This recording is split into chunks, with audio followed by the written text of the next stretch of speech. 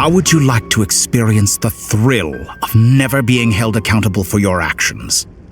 You could crush people like ants without consequence, or tear off their heads or limbs as you please.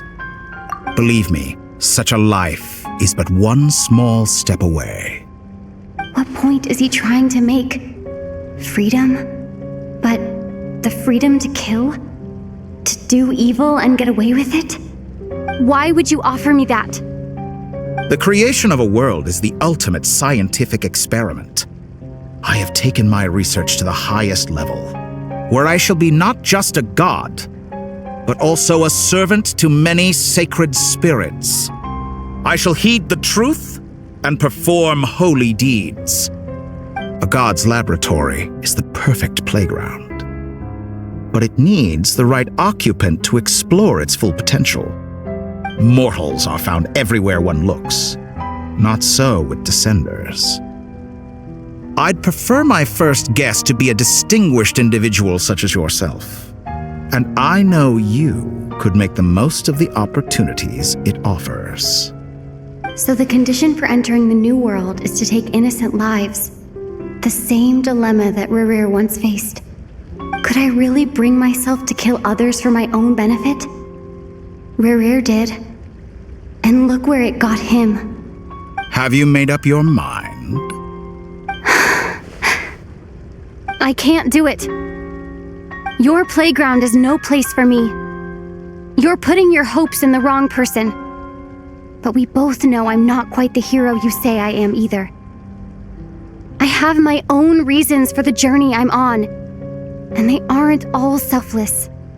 You've grown a lot since we last met, but there are still things you are unwilling to compromise on.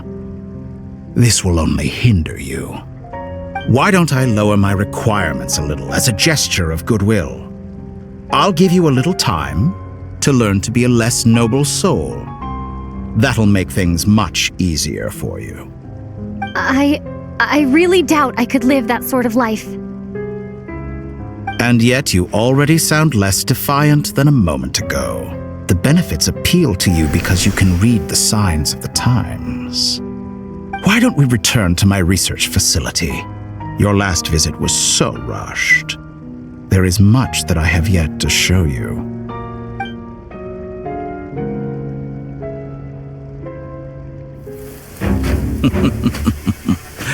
Now to that question, Heroes don't attack from behind.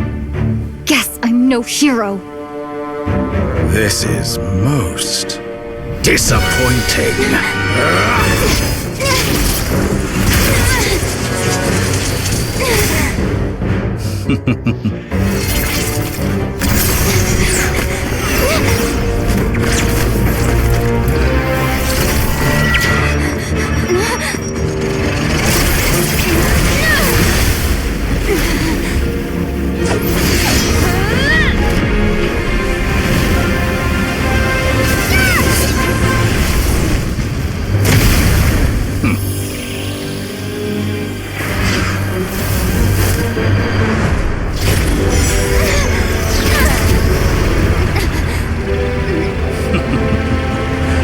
Now then.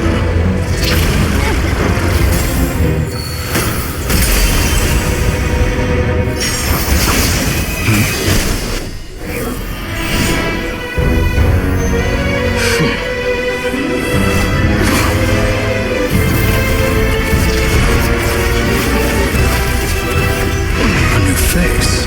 Interesting.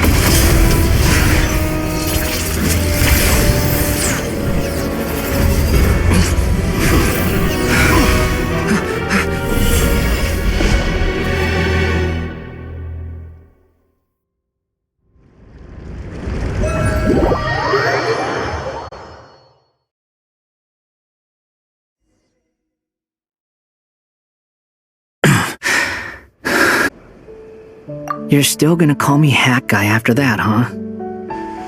I didn't see anyone else in there who needed saving.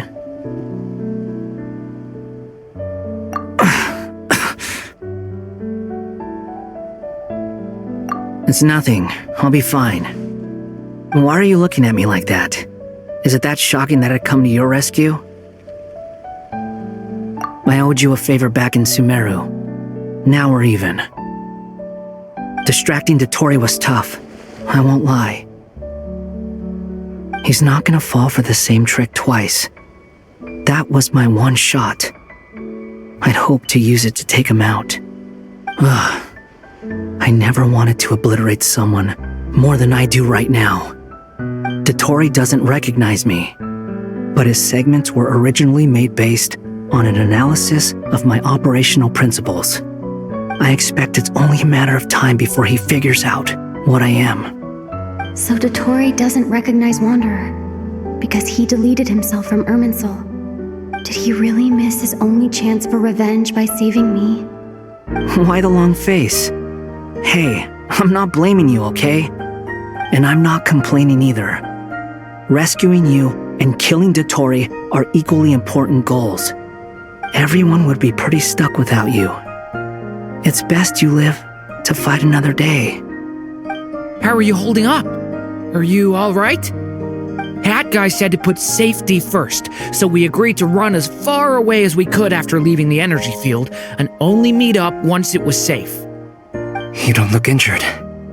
It seems that Dotori didn't do anything to you. All right. Rescue operation complete. Let's head back. There's a lot more work to be done before this is over.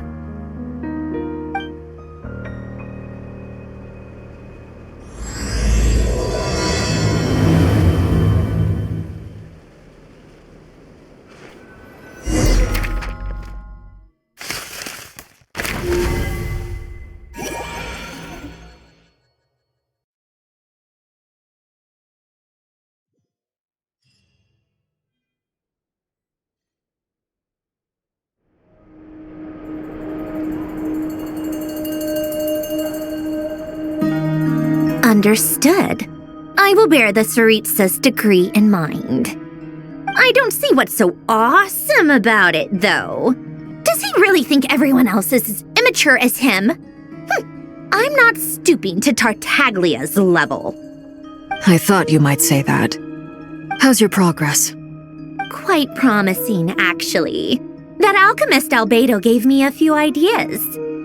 Remember how I asked you to look up some files for me? That stuff on the Nachtschitzenkreuz Institute. René de Petrichor and Jakob Ingold. Alain Guillotin despised René's theories and methods, but he never managed to come up with better alternatives either. So I adopted some of René's ideas. I thought Alain was like a father to you. He and René were mortal enemies, were they not? And what would you say if Lenny and his friends one day learned something useful from someone you utterly detested? I would applaud them for it. That would mean that they have surpassed me. For all we know, Alain Guillotin might have thought the same thing. Not that it matters, though. He's dead, and I'm alive. So it's my call to make. Once you die, it doesn't matter how great you were in life. Only the living get to decide what happens next. Hey, come on out. They're back. Huh?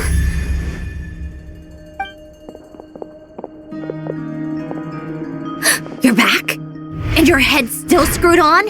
And you still have all your limbs? What does it look like? Way to keep your composure, madam. Excuse you. I am perfectly composed.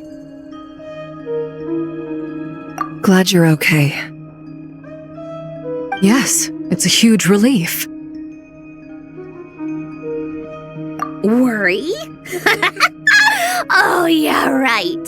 You think we, the Fatui, were worried about you? We were worried sick. Hey! The Traveler and I were already friends. You are free to join this mission in whatever capacity you please, much like your tea parties. It's a laugh a minute with you guys. I must say I was quite surprised when Mr. Albedo told me he would need no additional aid. We discussed this on our way back as well. I am rarely so unequivocal, but in this case, we had full confidence in Hat Guy. He said he knew what he was doing. Albedo and I pretty much had to just wait outside on standby. Meanwhile, Hat Guy broke into the energy field and rescued the Traveler solo. You didn't have to mention that. Well, I'm thoroughly impressed. You are a force to be reckoned with, Hat Guy. Is she back? Is she really back? Traveler! It's really you!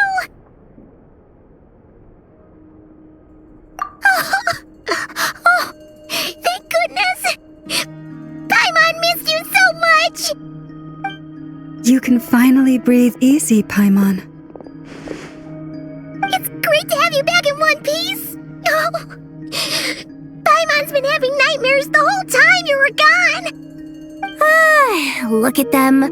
You know, once you reach my age, there's nothing better than watching a misty-eyed reunion between friends. It's nothing. Same goes when you get to my age, too. I bet Ino and Anefa would be tearing up as well if they were here.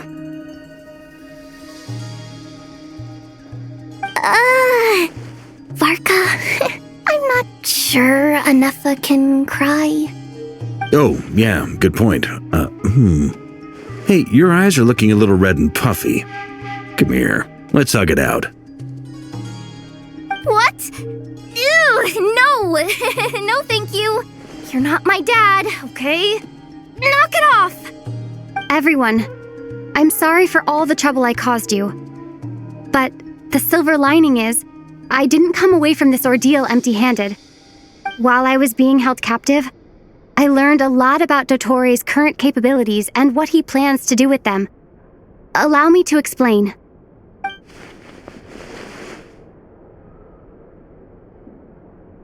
The three moon goddesses were even more powerful than we imagined. No wonder Dottore believes himself to be equal to the gods, maybe even superior. Utter blasphemy. While everyone was gone, Nefer and I made an interesting discovery, and I believe Miss Sandrone has something to share too. Ma'am, perhaps you could do the honors?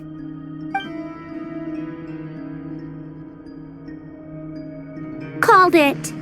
Getting rid of a pesky troublemaker like her is like trying to clean up after a crumbly cake. It always comes back to haunt you. Our next step is to find a way to bring her back. A place where time flows backwards, with no destination in sight. Surely it must have been created for a specific purpose. But I fear the answers are buried deep into Vat's history, held by great powers beyond our reach. It sounds like she's on a specific path through time, just traveling in the opposite direction to us. The question is, where does that path lead? Or will it keep going to infinity? We considered that question as well. Strictly speaking, time is not infinite. Indeed not. Every road has an end. Nicole! You sure loved quietly sneaking in mid-conversation. I do, in fact. It's something I've always done at our mages' tea parties. Quiet, mysterious, and persuasive. You wonder what lies at the end of her road. Well, just as the world has a beginning and an end, so too does time. And so, the end of the road is the moment that Teyvat was born. But where Miss Columbina will end up along this road, that depends on where this particular river of reverse time began. What about the original moons and the moon goddesses? Do they have a beginning too? All things do. In the beginning, no moons adorned the sky. It was the Dragon King Nibelung who raised the three moons into the heavens, and thus were the moon goddesses born. They were shadows of the planet, born to wield Nibelung's authority and oversee the world on his behalf. They were extensions of his will, manifestations of his majesty. But then one day, They disappeared just as suddenly as they had once been brought into being. Nobody knew where they had gone.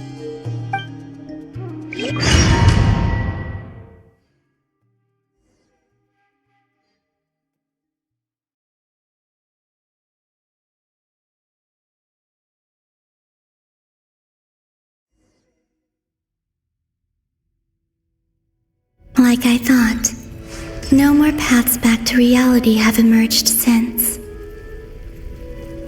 But how can I be sure that I'm going the right way without scenes from reality to keep me on track? I can't even be sure of how long I've been walking for. The further I travel, the less stable this space becomes. There are even moments where I can sense something that feels like abyssal energy. They can just materialize out of thin air. I have to keep my wits about me.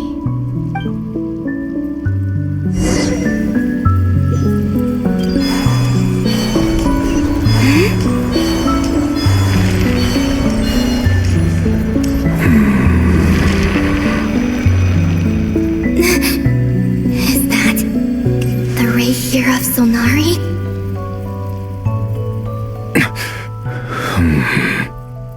You are the moon goddess. But how? Please, there's no need. I'm not interested in fighting anymore. I find that a little difficult to believe. Yeah. Honestly, so do I. The way you used my own power against me was a brilliant strategy. And then, in the final moment before I was thrown into this space, I got to see an old friend. Mr. Dainsleif. Right. It was so long ago now. But we were friends once. When I first got here, I was filled with hatred, remorse, and rage. How I cursed and devoured. I tore everything here apart. I was consumed by the desire to leave this place and have my vengeance. But to no avail. This is a place with no exit. This is the second time I've entered this space. Though I have no memory of the first. I was torn to shreds the moment I entered. But this time I survived. It must be partly because of this new body, and partly because of all the Kuvaki I absorbed in Nodcry. Are you the source of the abyssal power in here? Not all of it. Some is from when I first arrived here and tried to destroy everything. But there was already a degree of abyssal power here before I entered. And like a venomous snake baking in the merciless sun, it tried to slither into my shadow. Tried to? So, you rejected it? Yes. Because after that, the world suddenly became silent for a moment. What do you mean? The voices in my head, they were gone. And then I saw her. Her? The Lindis. My former lover. Never mentioned that she saw a memory of the Lindis leaping into the moon's reflection. More precisely, I saw her afterimage. I'm sure the real her is long gone. She was just an ordinary Conrian. She couldn't have survived here for very long. Anyway, why have you come here? Didn't you know it was a dead end? If I hadn't escaped through the moon gate, my friends would have been in far greater danger. Oh, I see. Because of your power. The power of a moon goddess. What? You'd like to know how I know, wouldn't you? The one who resurrected me said so. I could hear a deep lust for power in his voice. Do you mean Dottore? Dottore. So that's what he's called. He'd been collecting fragments of my body for a long time, all so that he could resurrect me at the moment of his choosing. I had no interest in his research. But being as corroded by the abyss as I was, we were aligned as far as hunting the moons and recovering my strength were concerned. So that's why the Wild Hunt suddenly became so active in Nodcry. When I left the Fatui in my weakened state, Dottore must have felt that his time had come. Moon Goddess, could I ask a favor of you? What? I know this is a lot to ask, especially from someone who tried to kill you. If you refuse, I won't fight it. But this is the only thing I desire now. Nothing else matters. What do you want? I'd like you to take a message to Thelindis for me. Thelindis? But... Yes, she's dead. But like I said, I saw her afterimage. I can sense that some part of her soul remains here. Far, far ahead. Why don't you go and speak to her yourself? I can't. I don't know why, but I can't move freely in this space as you can. All I can see is a glimpse of her walking away. Just like the moment when I last saw her in life. In return, I will clear these abyssal obstacles for you. No, not in return. I'll clear them for you, whether you want to help me or not. It feels like something I ought to do. Why? Yeah. Why, indeed. I've been asking myself that question a lot recently. Why did I do the things I did? I'm tired of it all. Tired of the person I became. People used me. And then I turned around and started using others. I hurt a lot of people. I think I grew tired of it long ago. But I wouldn't admit it to myself.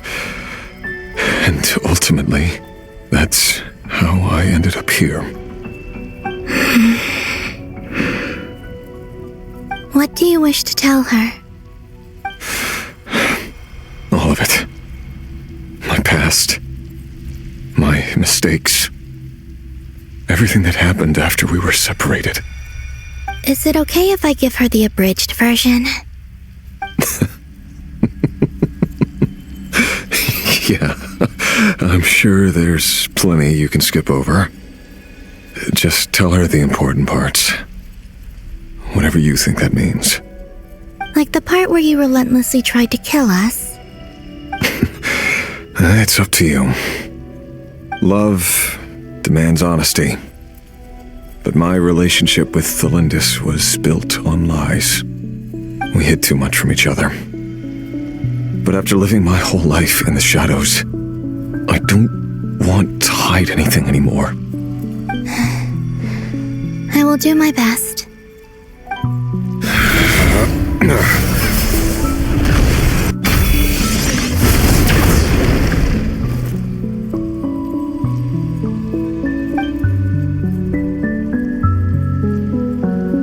There. The abyss will no longer stand in your way. Even though Mr. Dainsliff felt he had to fight you, I think he still regarded you as a friend. Dane? He said that you betrayed him, but he also felt great remorse at never having understood what you were truly going through. Why tell me this? Because if he'd known that someone could take a message to you, I believe that's what he would have said. Thank you. It means a lot. I know this will sound strange coming from me, but don't die, Moon Goddess. I can tell that you're determined to get out of here.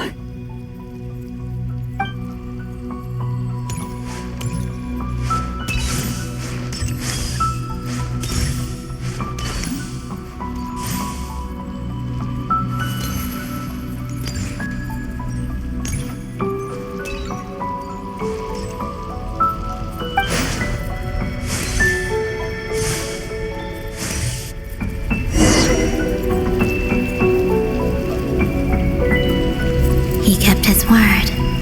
The abyss is no longer obstructing my path.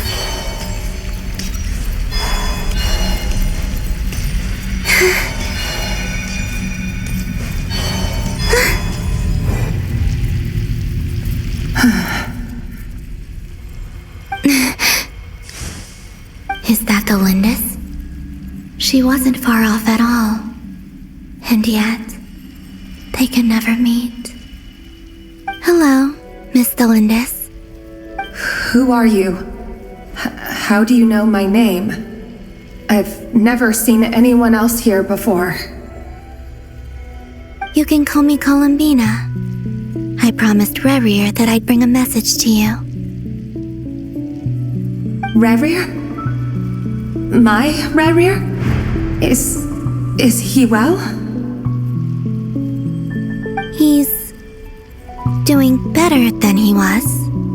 Better than he was, huh? Sounds like he's had a pretty rough time. Others have had a rough time on his account too. In many cases, their time ran out because of him. And I'm not just talking about the children of the Crimson Moon. So, things got worse before they got better. Could you tell me what happened, Miss Columbina? Are you sure you wish to know? Yes. This is my opportunity to learn the truth. No matter how hard it is to hear, I have to know. I admire your courage. However, time is short. I cannot stay here for long.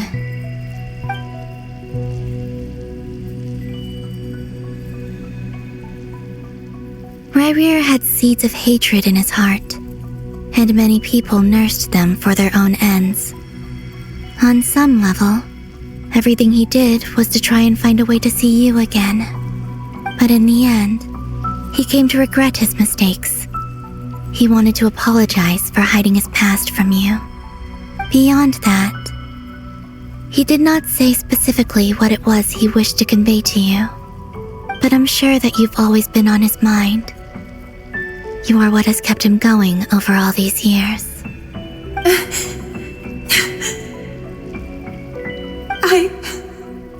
I'm sorry, Miss Columbina. This is so upsetting. I'm not sure how to put my feelings into words. It's all right. I understand. Well, that's everything from me. So, I guess I'll be... Wait. One moment.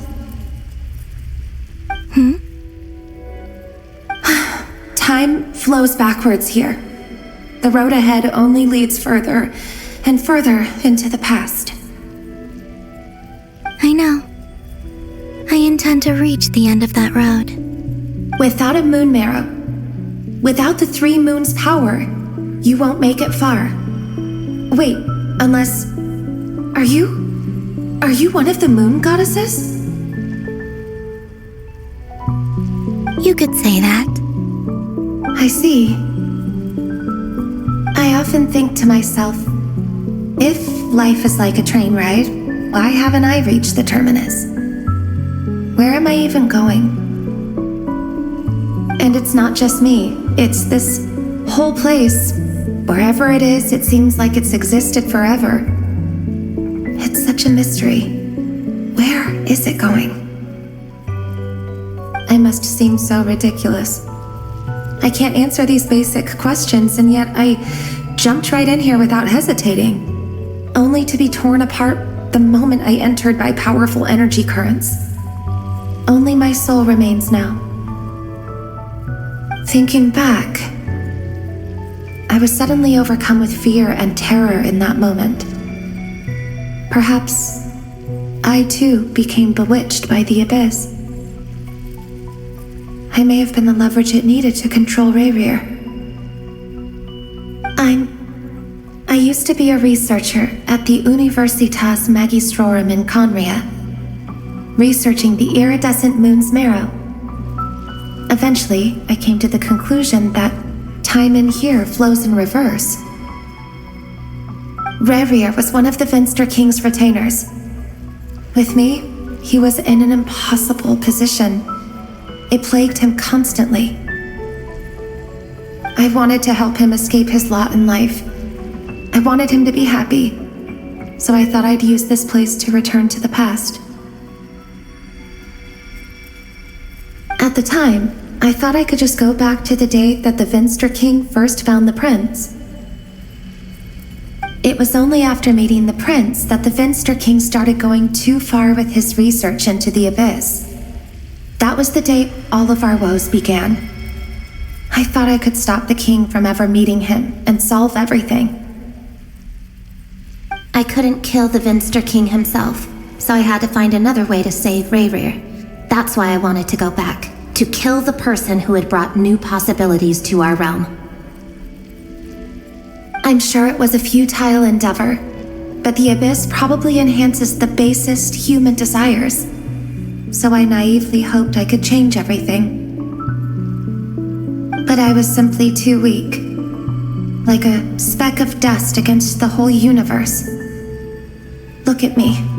I didn't even survive the journey here. Not physically, at least. I know I'm never getting out of here, but you're different. You can make it, and I want to help you. I owe you that much. How do you plan to help me? Have you noticed the golden energy that exists here? Based on my past research and my observations since coming here, I believe they carry you forward faster. I can share what I've learned and help you understand the pattern in which this energy appears.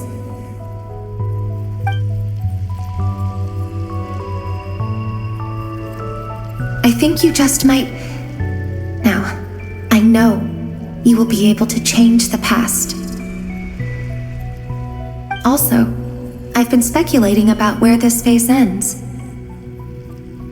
The documentation was scant, but from what I know of the legends about the moons, the oldest ones seem to begin with Nibelung, king of dragonkind.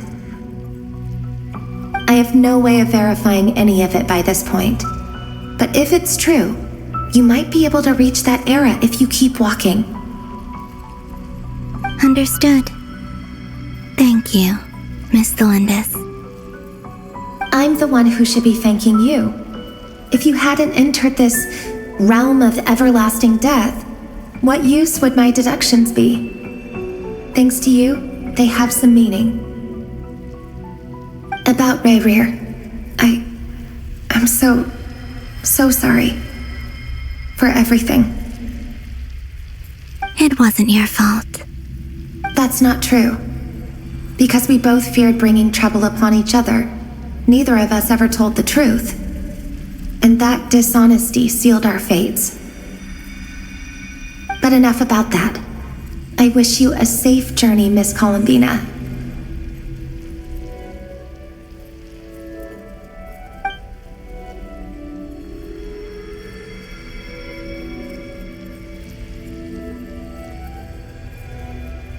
And may the outside world never have to experience pain like this again.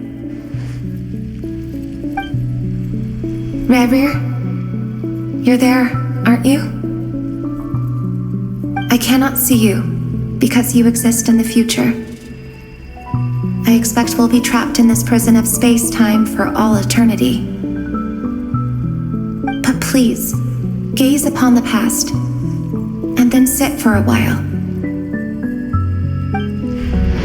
Let's find a place to sit down together, just like we did when we first met.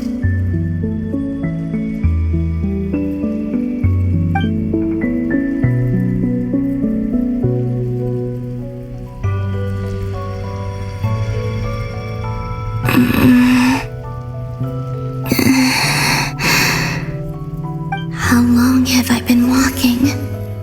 How much further till I reach the end? Is there even an end to be found? Everything's getting blurry.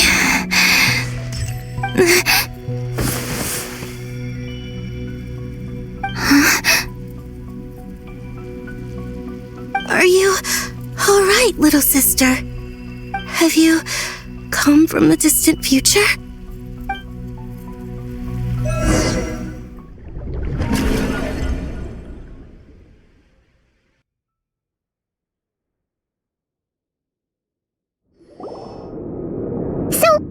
How exactly did the moons just disappear?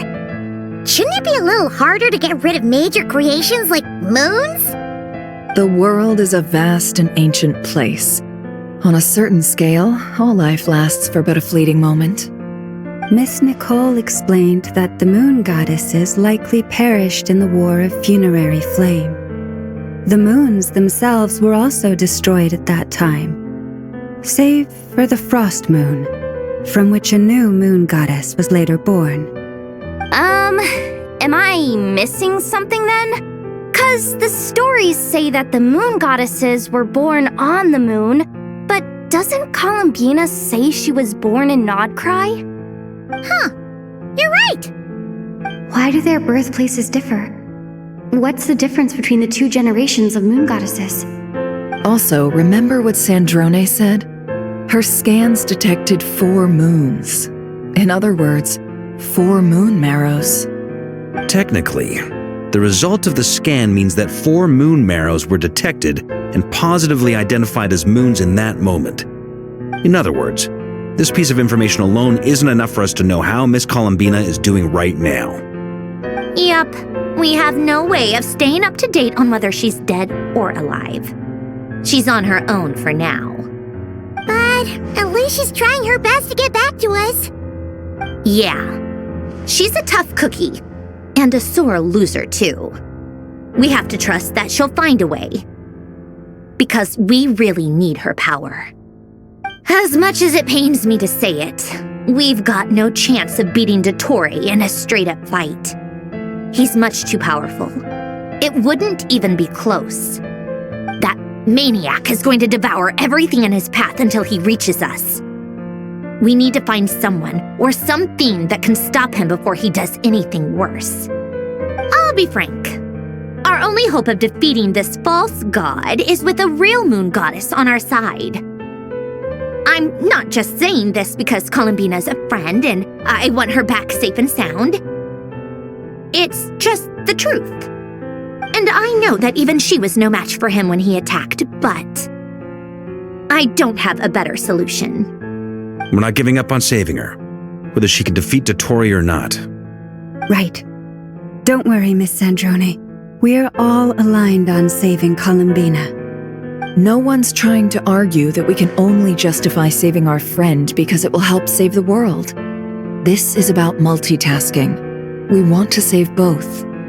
So, she's more than just a moon goddess to you guys? Absolutely. Duh! She's part of the gang! And you are too, you know. Yes, I know. You don't need to labor the point. I knew that the moment I came running over with my documents that I was part of the in-group. I mean, if Arlecchino can fit in, I certainly can. Anyway, as for how we get Columbina back, I've been working on it constantly. But I think I'm still lacking certain information about the moon. I'd probably get there if I could continue my calculations, but the problem is, I've run out of computing power. Computing power? You mean you need more energy? No, the issue isn't energy, it's processing power. There's so much data to get through that the whole process has just ground to a halt. That's a tricky problem. René de Petrichor of the Nautitzenkreuz Ordo once foretold the fate of the world. But I don't know how he did it. My guess is that he used the primordial sea's power. However, that won't work for me. His methodology was vastly different from my own. What's worse, they're incompatible. And to top it all off, we can't even leave Nodcry. Ugh, this is so annoying. If I'd known we'd run into a bottleneck like this. Well, no, the design bureau's a bust as well. Curse that Dottore! Couldn't have made this harder for me if he tried. Oh, what do we do then? How about we grab a bite to eat and take a break? Maybe something will come to mind after you've cleared your head. You don't get it, do you? I'm trying to calculate the fate of an entire world here. And I need accurate results, not vague prophecies. Where the heck am I gonna find the computing power for that? Ahem. Anyway, time to shelve the discussion on technical difficulties. Being a killjoy isn't very ladylike, after all. Either way, we've done what we can. Rest well, everyone. Remember to let us know if anything new comes up. Hat guy? Is he hinting that we should talk outside? Let's go somewhere a little more private.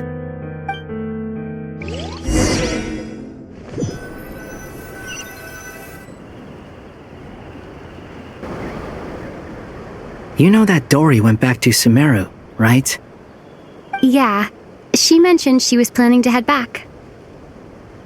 Things aren't looking good for Nodcry. She's gone to spread the word so that Sumeru has a chance to prepare for the worst. From what I know of Dottore, there are two possible reasons why he hasn't made a move yet. One is that he's still working through some kinks in his new powers. The other is, he wants to see how we're going to react. He'll easily devour everything eventually, so I guess he's in no rush to make it happen. The first false god he made was me. Now it's his turn. Even though my records were erased from Irminsul, Dottore's ideas haven't changed one bit. He once told me that becoming a god was like turning yourself into a hungry wolf or giant serpent to devour the moon. Clearly, he began studying the moon goddess's powers long before he even tried making a god. He's always wanted to get his greedy hands on divine authority one way or another. And in the end, he devoured the moon where I failed. In the desert of Sumeru, there is a chessboard built by King Deshret, also known as Al-Akhmar. I don't know if it was a real game, or if he was just trying to challenge his servants and citizens in some way. But creating games and setting rules, gods do that as a matter of course. That's the kind of power Dottore craves. Now he has the Trilunar Authority. His power is leagues beyond the common people. I don't think there's any point in other nations rushing to the front line. They're better off focusing on defense and hoping they can fend off any threats that spill out from Nodcry. Either way, Dory will inform Lesser Lord Kusanali, and she will contact the other gods in turn. The Seven will have some recourse available. If nothing else, their protection should keep the rest of the world from descending into chaos as quickly as Nodcry has. So on the bright side, even if Nodcry is doomed, your friends in other nations won't be in any immediate peril. That's good to know. But I'm not ready to give up on Nodcry yet. There's a word for people who refuse to let anything go.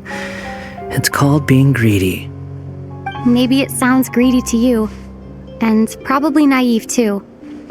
But whatever you call it, that's what gives me the determination to keep fighting. Battles are fleeting, but the will to fight is a long-term commitment. Give up for even a moment, and your resolve will shatter. Why do you always feel the need to do the right thing? No one is born to be a savior. I mean, who's gonna criticize you if you fail or give up? Don't take this the wrong way, but Dottore said something similar to me. I guess the Fatui attracts people who don't believe in saviors. Not necessarily. It's less about belief for me. I just want to know how determined you really are. After all, I don't owe anything to anyone else here. Only you. You look kinda worried. If your arch-nemesis was about to achieve their ultimate goal, I think you might feel a little worried too. That's true. Dotori is about to become an omniscient, omnipotent deity. That's gotta be a bitter pill to swallow. Still, you're calmer than I expected. Obviously. I have to admit that my past self was a reckless fool who misunderstood not only the point of revenge, but how to achieve it.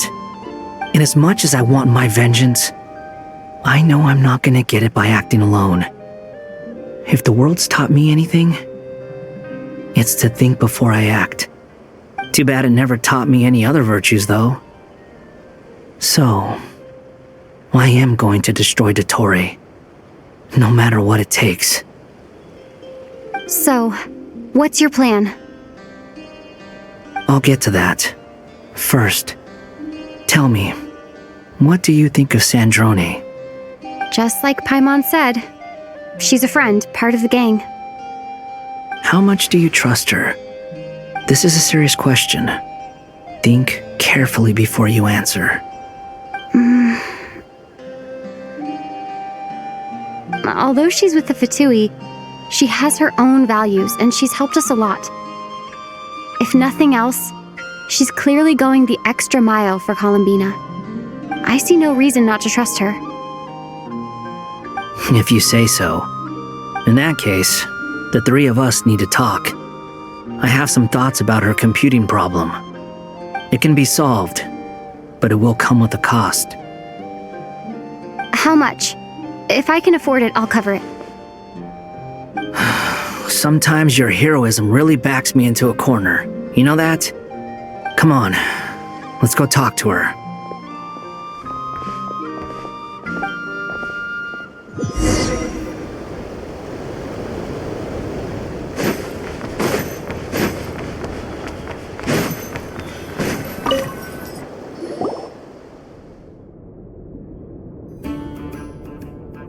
Miss Androne, Traveler.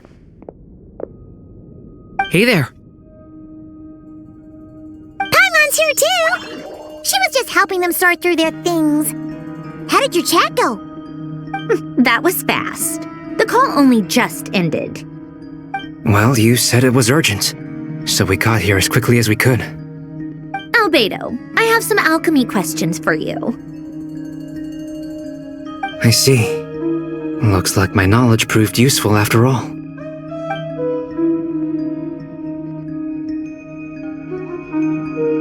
If I might ask, what is the end goal for the modified formula you'll be using?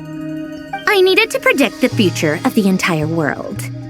But I've run into some teething issues since trying to implement Renee's theory of the 4 Orthants. I see. I'll have a look at it. Still, computing power is the real issue here. How do you plan to solve it? About that, it's been sorted. Oh, with the Traveler's help? Actually, you're not wrong. She found the person with the solution. Was it Hat Guy? Yeah, it was him. Wow! Go Hat Guy! Seems like all that time studying at the academia is paying off big time. But where is he? Wasn't he the one who asked Albedo and I to come here? Come with me.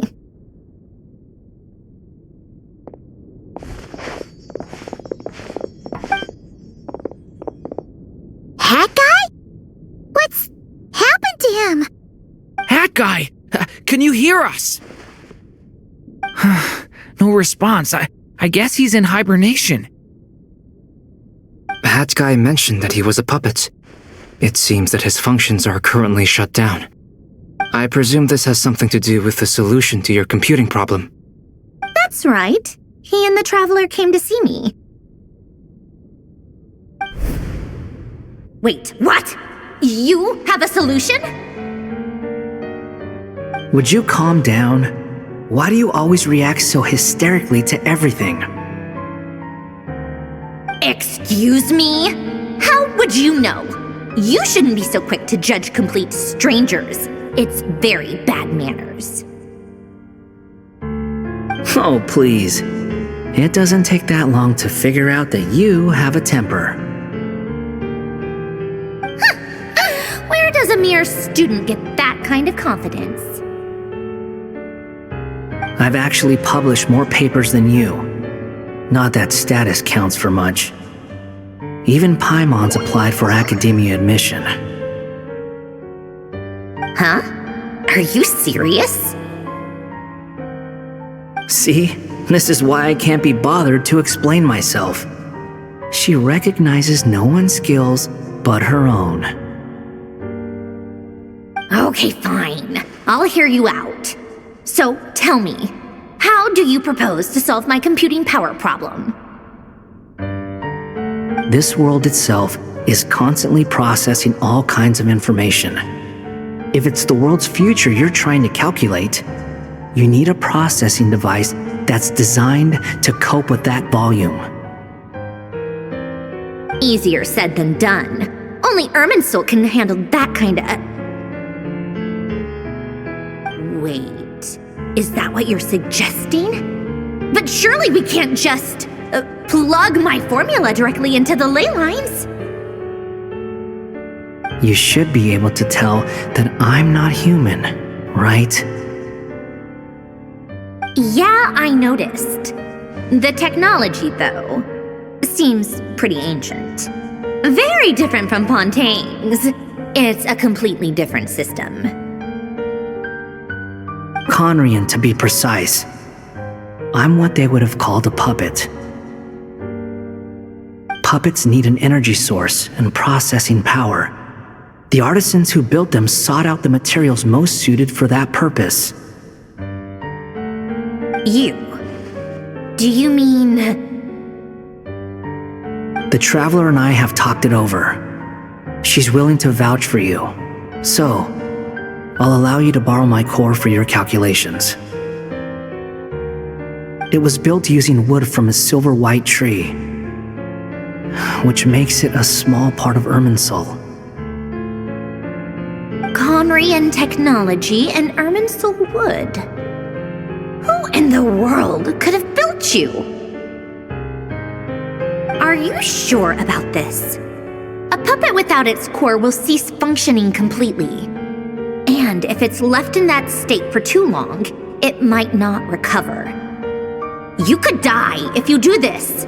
You do realize that, don't you? I can put two and two together, yes. No need to rub it in.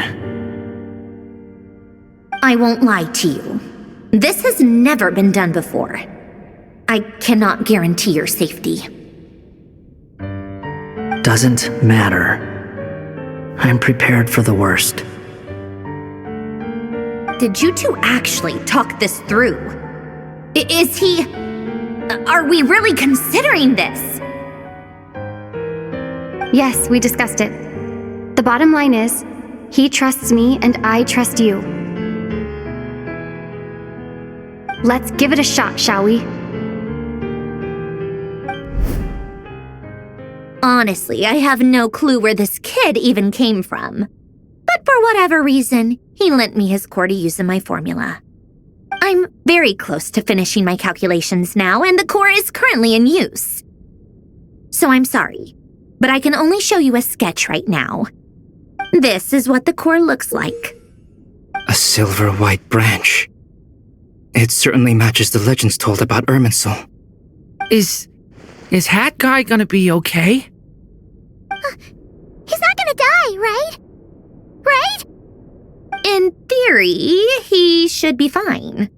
As long as we put his core back in time. Beyond that, all I can say is that I'll try my best to avoid risk and make sure the core doesn't sustain any damage. I think I know why you called us here now. Someone needs to watch over his body and make sure it's protected until the process completes. Correct.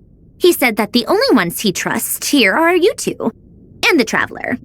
And the Traveler will have other work to do.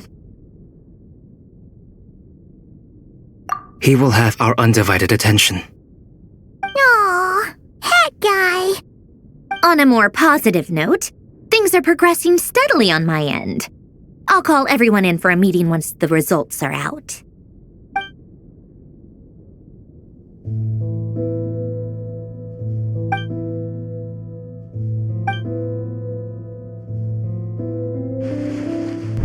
The worst case scenario with the core removal is either a system reset or a total loss of function.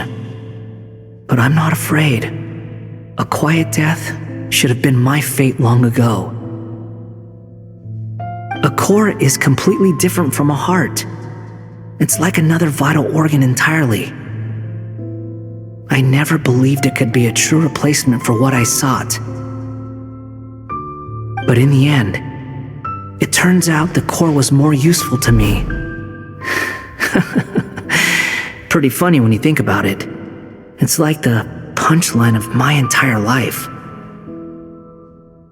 Do you think there's any difference between a puppet and a human? If not, then this would just be another samsara. I have already experienced both a past life and a next life. Part of me wonders whether I'm only capable of making this decision because I've become a real human. What's with that expression? Isn't this a good thing? Sandrone will succeed, won't she? She has to. She will. We all have to persevere until this is over. That's right. And I'll protect you all until a moment of victory arrives.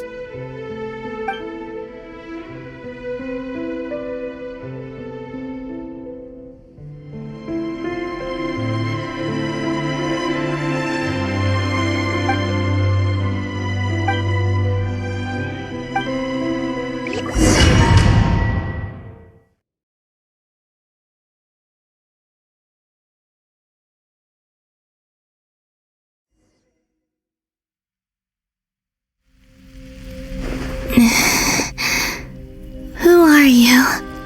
Call me Sonnet. You have the same power as Canon.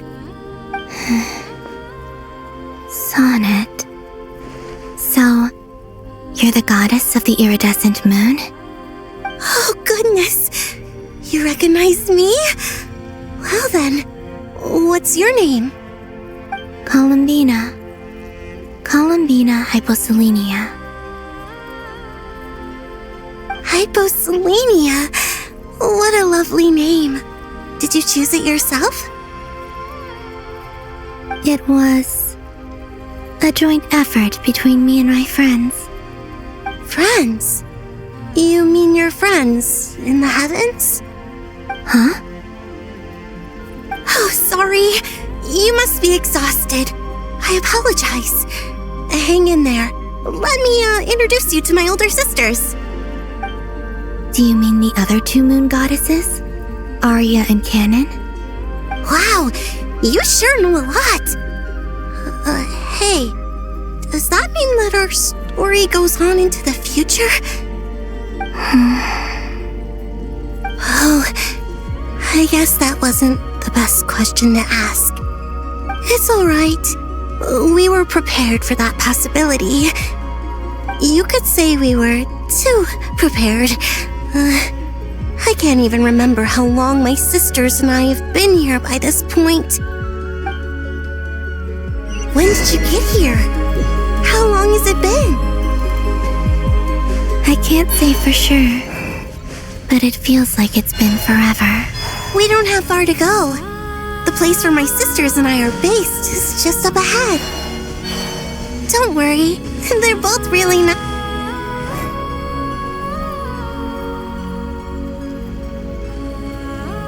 Sisters! I'm back! And look who I've brought with me!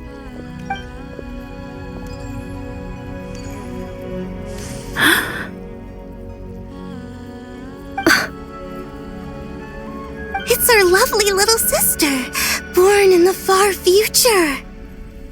The pleasure is all mine.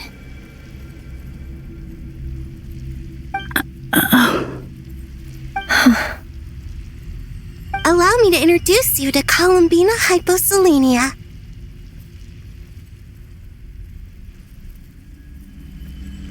this is Arya, the goddess of the eternal moon. And this is Canon, goddess of the frost moon. Canon, don't you think Hyposelenia's power is similar to yours? Hello, Columbina. I apologize for our startled reaction just now. And please, forgive our little sister if she's been annoying you. She tends to talk a lot. It's fine. You seem shy. Don't worry, Columbina Hyposelenia. No one can hurt you here. Could you tell me where here is? Please. I must know.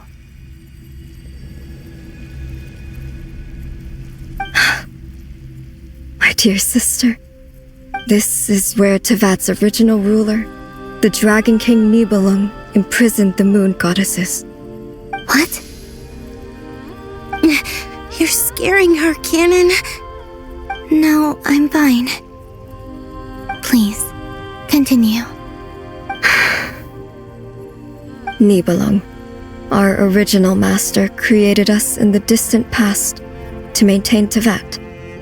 But he left this world and traveled into the dark universe beyond, to explore worlds vaster still.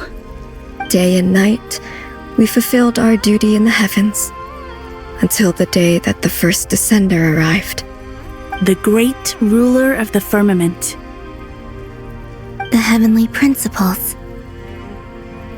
Is that what later generations call them? I see.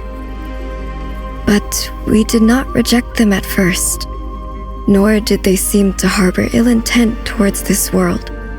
We coexisted in peace. They were like a guest in our home. Slowly, however, we came to realize that our guest had a growing desire to change and dominate the world. And you didn't stop it? No. There was an order to the rules they set up that Nibelung never taught us. We wanted to know if this order would bode good or ill for Tevat.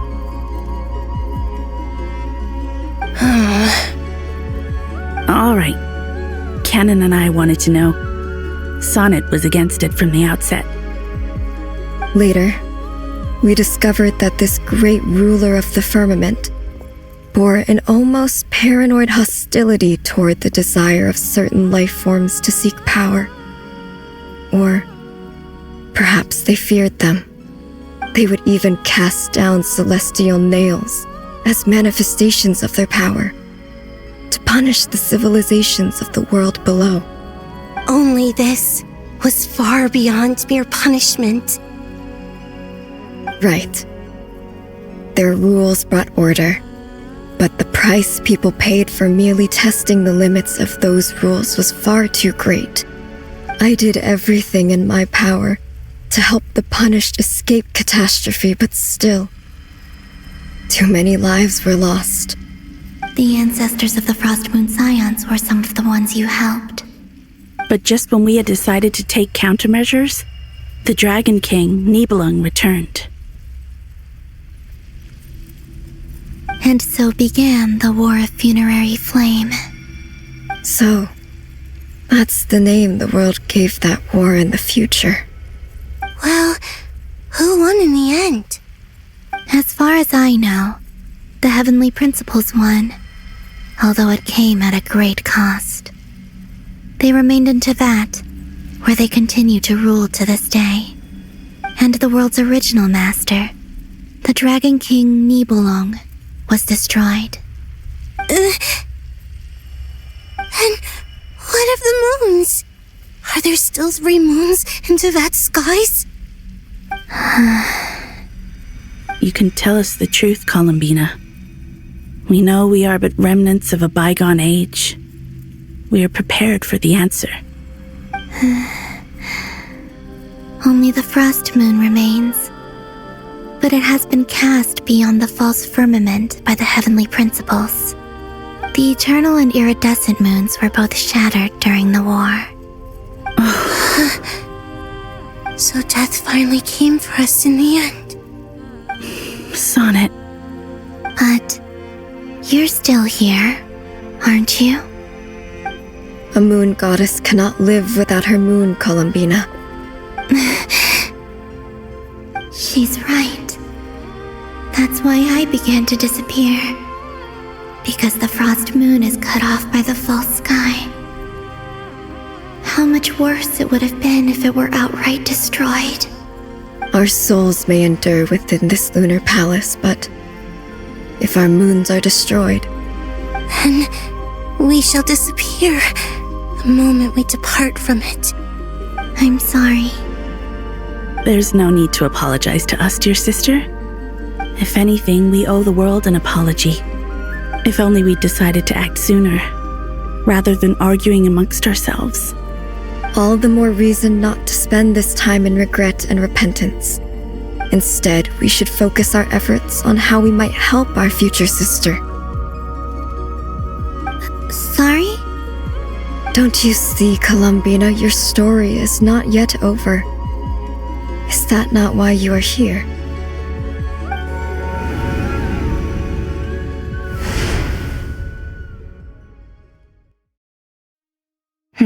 It's done. Initiate numerological array. Continue running primary process. Calculate the world's fate through extrapolation. And identify nodes of potential change. Secondary process, scan for moons. Still 4. The number of moon marrows hasn't changed. Wait, let me think. Is it possible that there's something I've been misunderstanding about the moons all along?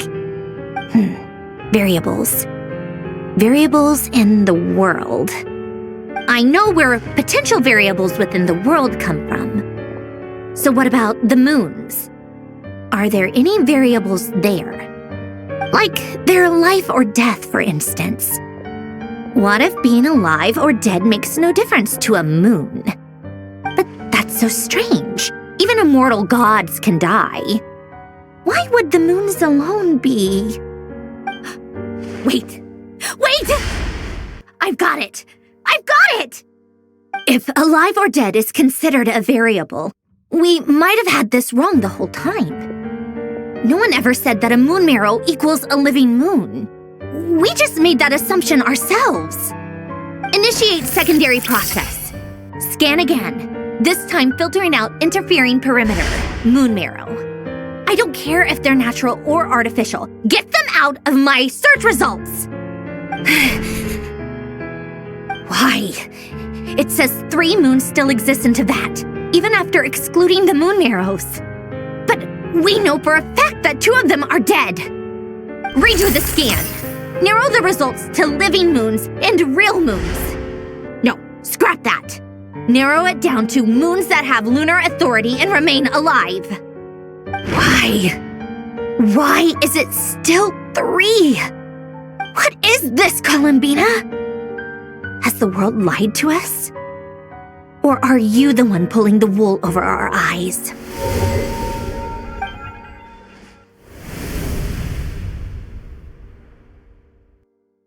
So, you think that the moon's reflection might be where Nibelung imprisoned the 3 moon sisters? Yes, it would explain a lot, such as why that space would respond to a moon goddess's power, opening the moon gate at her command. It would also explain why Miss Columbina has been unable to leave, and why time flows in reverse there. In the messages she sent, Columbina promised us she'd find a way to return, but we have no way of knowing how, when, or where this might happen. The fact that she still has yet to reappear in this world indicates that returning from that place is no easy feat. We cannot afford to simply wait for her. So you're saying, if she could return by her own power alone, she would have done so long ago? Yes, she certainly wouldn't leave it to this late stage when it's so touch and go. I've been giving this some thought, and I've come to believe that Luanatar might be an anchor that she left behind, as a sort of future waypoint. This could also explain why Luanatar is always by the traveler's side. Sounds like a plausible theory. If that's the case, there must be some criteria we need to fulfill to allow Columbina to return to the present. The question is, What could they be?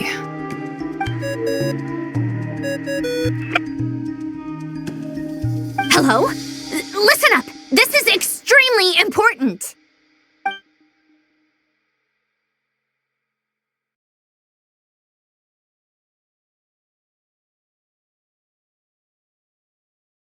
Not only is Columbina alive, but she may well exist in a form unimaginable to us. I'm still unclear on the details, but she's done something truly inconceivable in the past. And the clue to what she's done lies in the moon and Tevat sky. Truly amazing.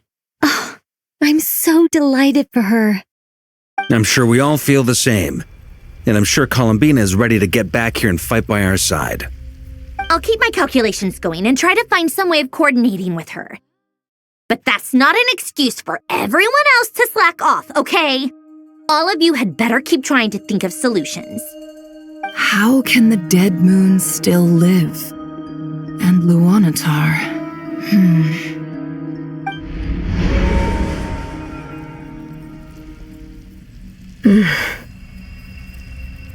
It's hard to believe that's what will happen in the distant future.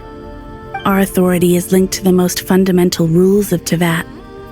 I suppose it's no wonder that many would covet that power. I didn't realize that when you said friends, you meant people who live down in Tevat. That's so lovely. I always wanted to go down there and have some fun. Have you ever tried leaving this prison? Of course. Between us, we've tried everything. But no matter where we go, this space will eventually bring us back here. It's like the center of a whirlpool. Everything ultimately converges here, at the moment when Nibelung imprisoned us. In that case, have you tried using any of those pathways that connect this space to the real world? Sorry? What are those? They're passages through which you can make small-scale changes to reality by using Kuvaki. Or am I the only one who can use those passages? Because part of my soul remains in reality. Kuvaki. What is that? You don't know? It's a unique kind of elemental energy found only in Nodcry, the land from which the moons arose. Oh. Well, it's true that the moons first rose up from the part of Tevat you say is called Nodcry. But there is no difference in the elemental energy between there and anywhere else. What? Could you show us some of this Kuvaki hyposelenia? Maybe if we see it, it'll make more sense. Okay.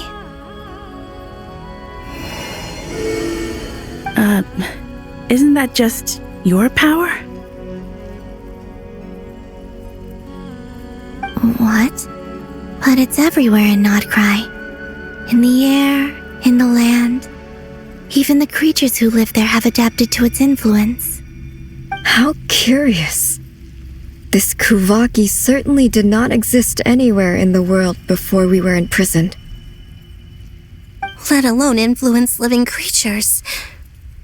So, how exactly does it affect them anyway? Can they float in the air like us? This is so strange.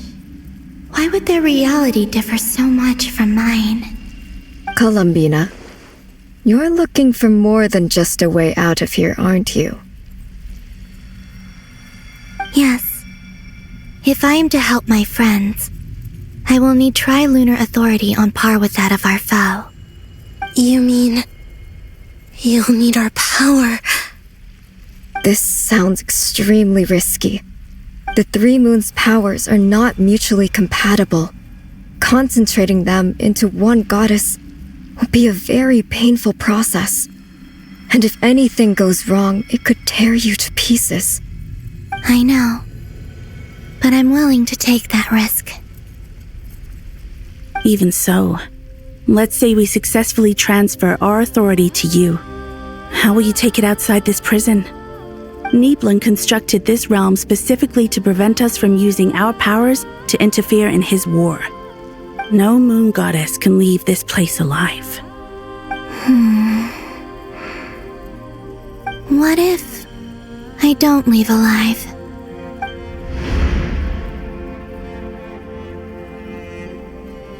Where do we even start? How are we supposed to figure out what we're meant to do to help Columbina?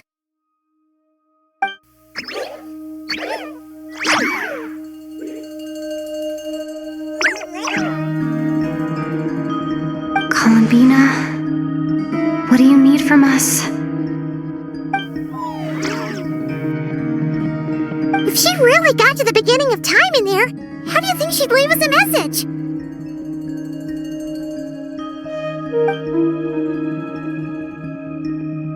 You don't think she'd write it down on a stone tablet somewhere in the hopes that we'd find it, do you? Seems unlikely. Columbina may not talk a lot, but she thinks deeply about issues like this.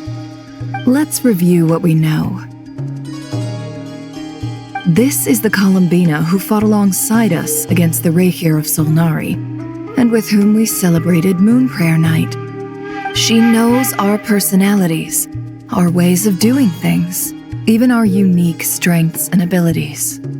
So, if she wanted to tell us something from a long, long time ago, what would she do? Oh.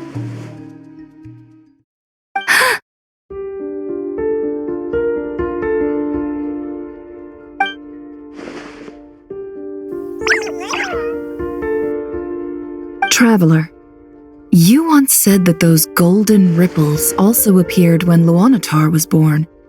What if Columbina left Luanatar here, not just as an anchor to the real world, but for some other purpose?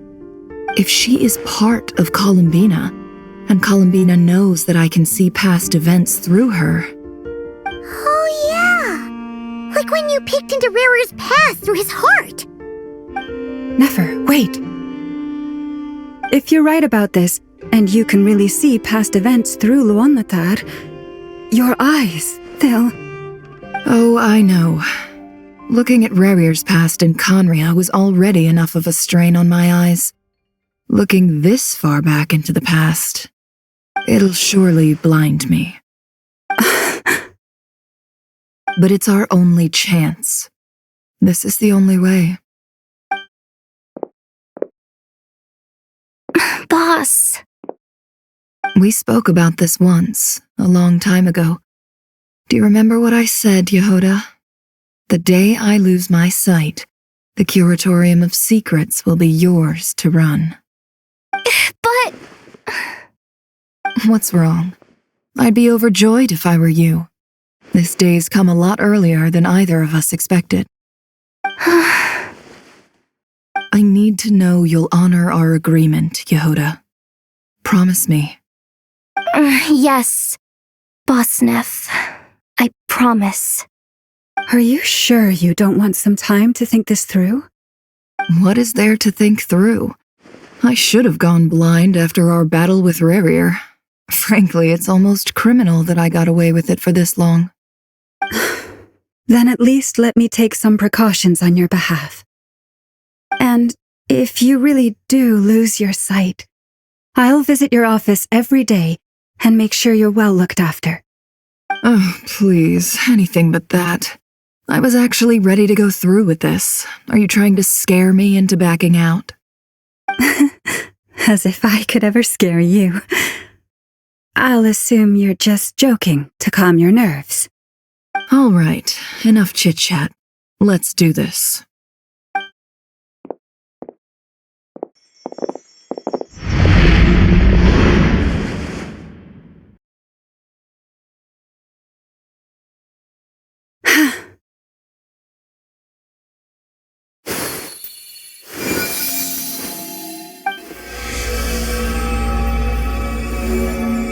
All done. Good. Now give me some space.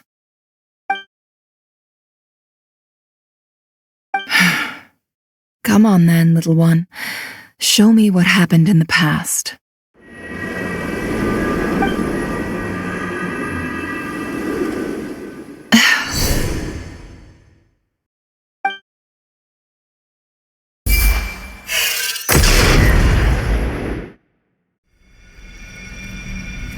Between the Trilunar Authority, Kuvaki, and the soul-surviving moon, the Frost Moon, I think I might know how to get back. But I will need my sister's help. Time to go talk it over with them.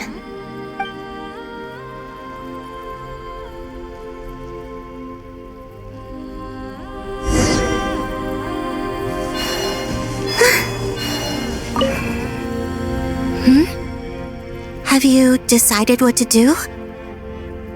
I hope it's not too dangerous. You really scared me when you said that thing about not leaving here alive. Come on, let's go find the other two.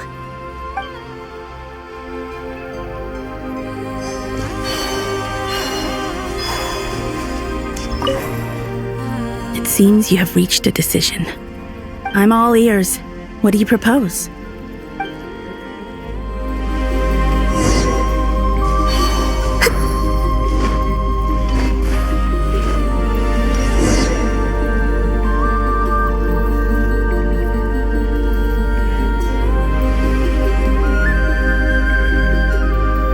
Have you figured it out, Columbina? Tell us, how do you plan to leave this place? I intend to die here, in this moment, and then be reborn in the future with the help of my friends. What are you saying?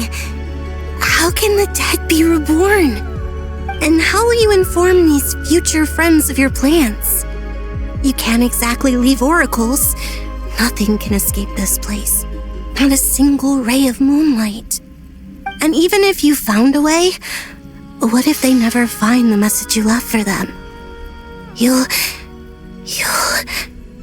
No, that won't happen. Come again? They will find my message. I'm sure of it. I'm not following. How exactly will you achieve this? It's quite simple, really. First, I will leave my soul here.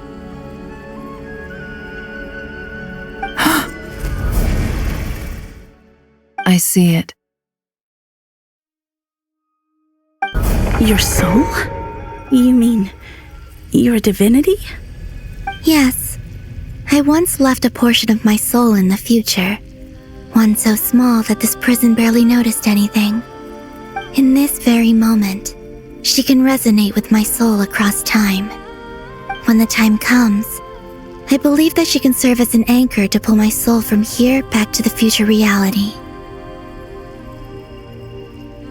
Just as gravity connects the world to the moon.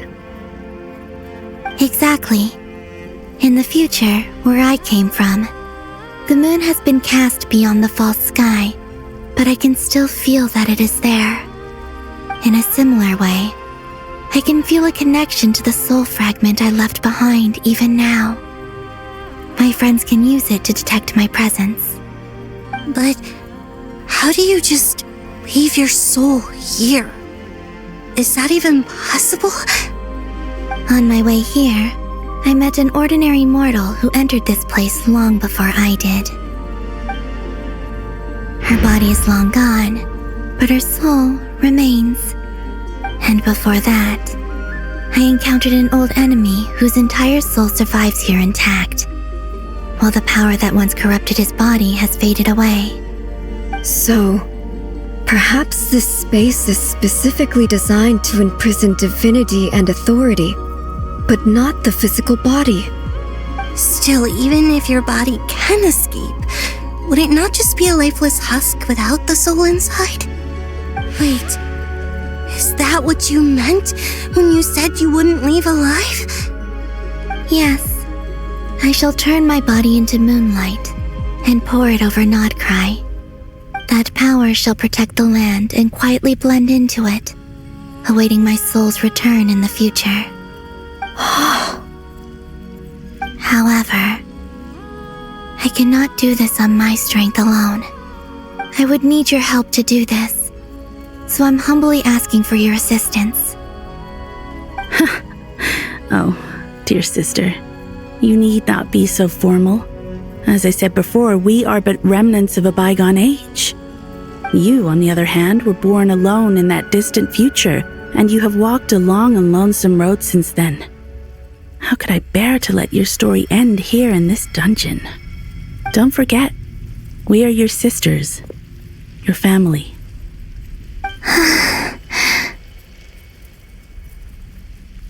Arya's right. Actually, I've always wanted a little sister. Can you imagine how it's been for me? Getting nagged by 2 older sisters all the time. Now, I finally get to be the big sis. And not just that, but I get to help you return to your world, too. How could I say no to that? Sonnet. Canon?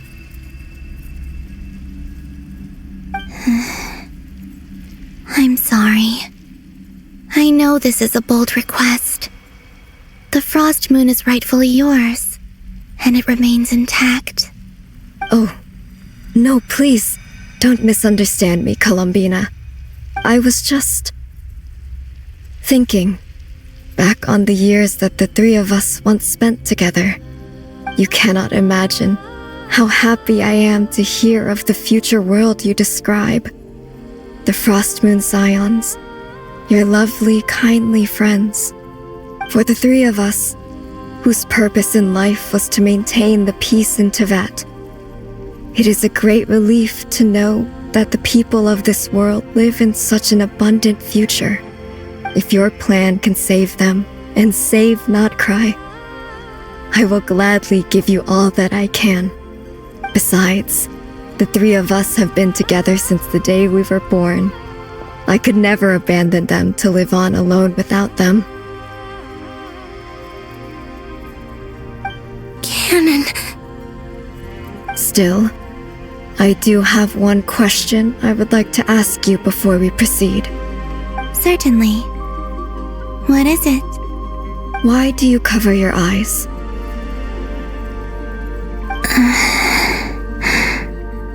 Yeah, I was curious about that too. But it seemed personal, so I didn't want to intrude.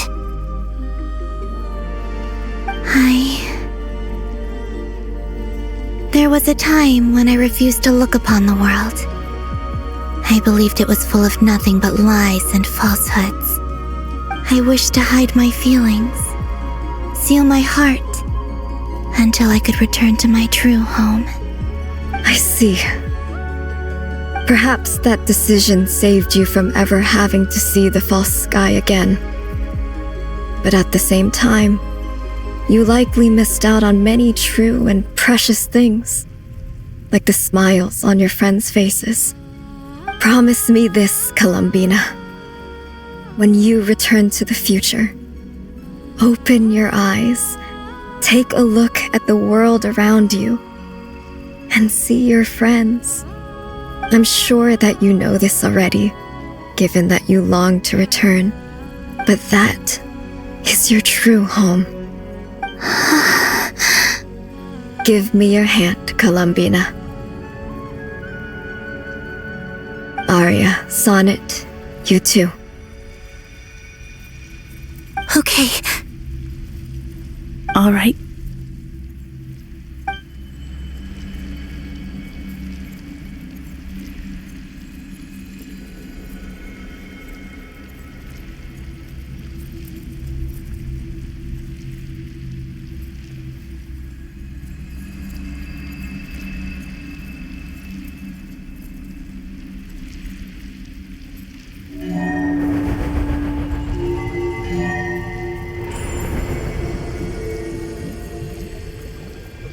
We once were the song sung for eternity, but now it is you who must continue to sing.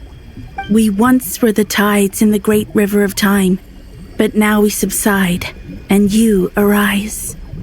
We were the messengers of madness and inspiration. But now, the lies have faded, and your truth must endure. We are souls awaiting the sun. You must return to be with those who smile when they see your face.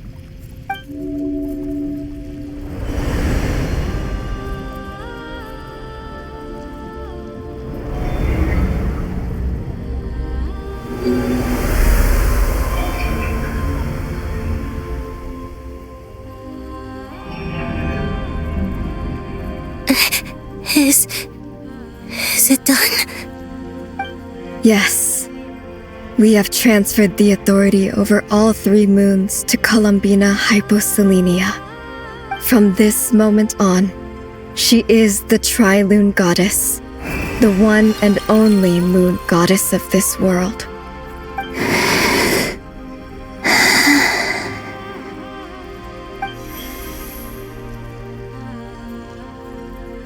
Thank you.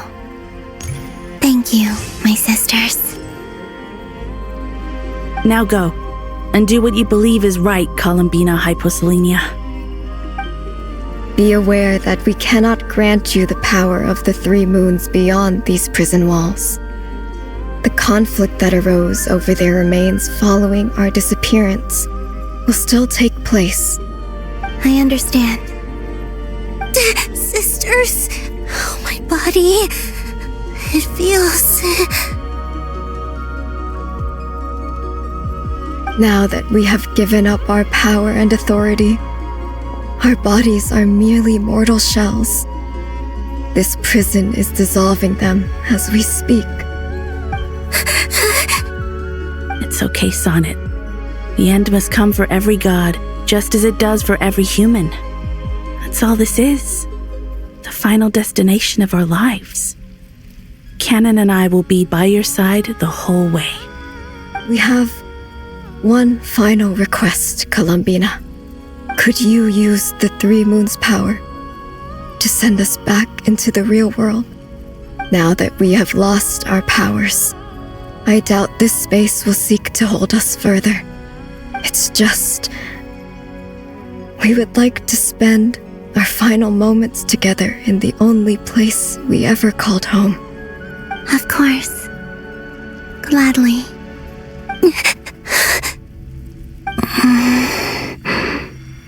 Sonnet. Yes. Don't... I wish I could tell her not to give in to the abyss. Not to be afraid. But is this really what I should say at this moment? Don't forget. I'm so glad to have a big sister like you.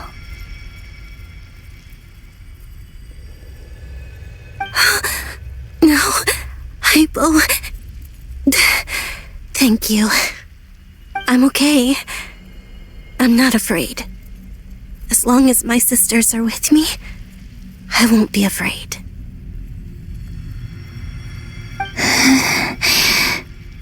It looks like this is goodbye, sisters. Goodbye, Columbina. Take care of this world in our stead.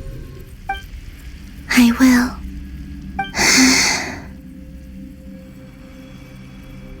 And now, it's time for me to bid farewell to my body too. May it become the moonlight that keeps Nodcry company through the long years ahead. So this is why Nodcry was not always home to Kuvaki. It only appeared after I poured my body out upon this land, and only this land. Kuvaki responds to me because it is me, my body, answering the call of my soul. And the golden energy I've encountered on my way here was, in fact, that very soul, which I am about to leave here to guide me. O power Trilune, eternal moonlight. I, Columbina Hyposelenia, lay aside my body. Let it be cast into the dark night to illuminate the future. May it be a companion to all who dwell beneath the moon.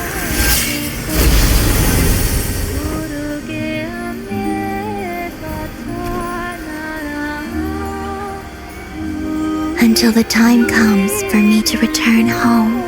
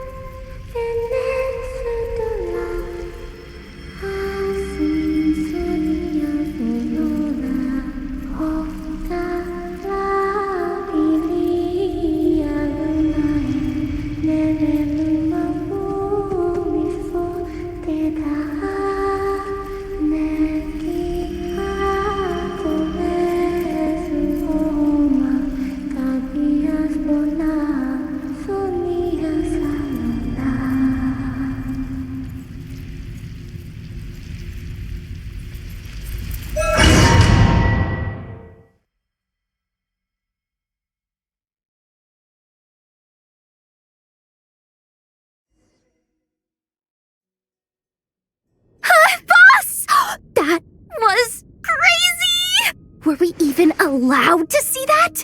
Is anyone? Can you still see? How many fingers am I holding up? I see 2 fingers, and a look of sheer terror on your face. Truly astounding, Miss Nefer. Your eyes have glimpsed the very ends of the world, and yet they remain as sharp as ever. Or is the credit for this miracle due to Miss Lauma? It seems that even time itself is no match for your medical skills. Surely you jest, Mr. Flins. I suspect we have Columbina to thank. She must have realized the immense toll that the ritual would take and purposely set aside some of her power in the past to protect Nefer's eyes when this moment arrived. There is always a great price to pay for witnessing the truth, but it seems that this time, Columbina has shouldered that burden on our behalf. She chose the perfect method of getting a message to us. Though her eyes were always shut, she was clearly so perceptive. She knows us well. She knew exactly how we would think and what we would try. Despite being separated by time and space, we're seeing the same possibilities and seizing the same opportunities. We still don't even know if she's okay right now. But as long as there's a chance we can do something, we'll fight to make it happen. We'll get you back somehow, Columbina.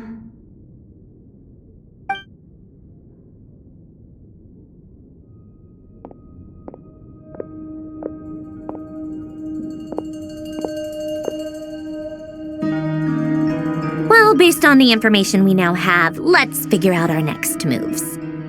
Thanks to these gentlemen, we have a much clearer picture of the situation with Dottore. The civilian population has been moved to safety, so we no longer need to hold back.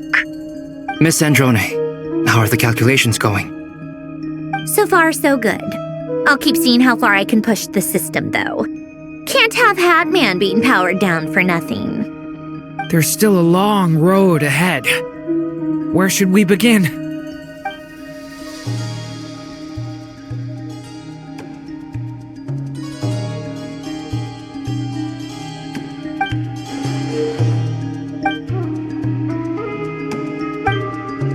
Our plan is clear. Time is short, so let's get moving. There's just never enough time, is there? Time is the bane of my existence. Ugh. Anyway, I'm gonna get back to work. All right, we'll do our part too. Yeah.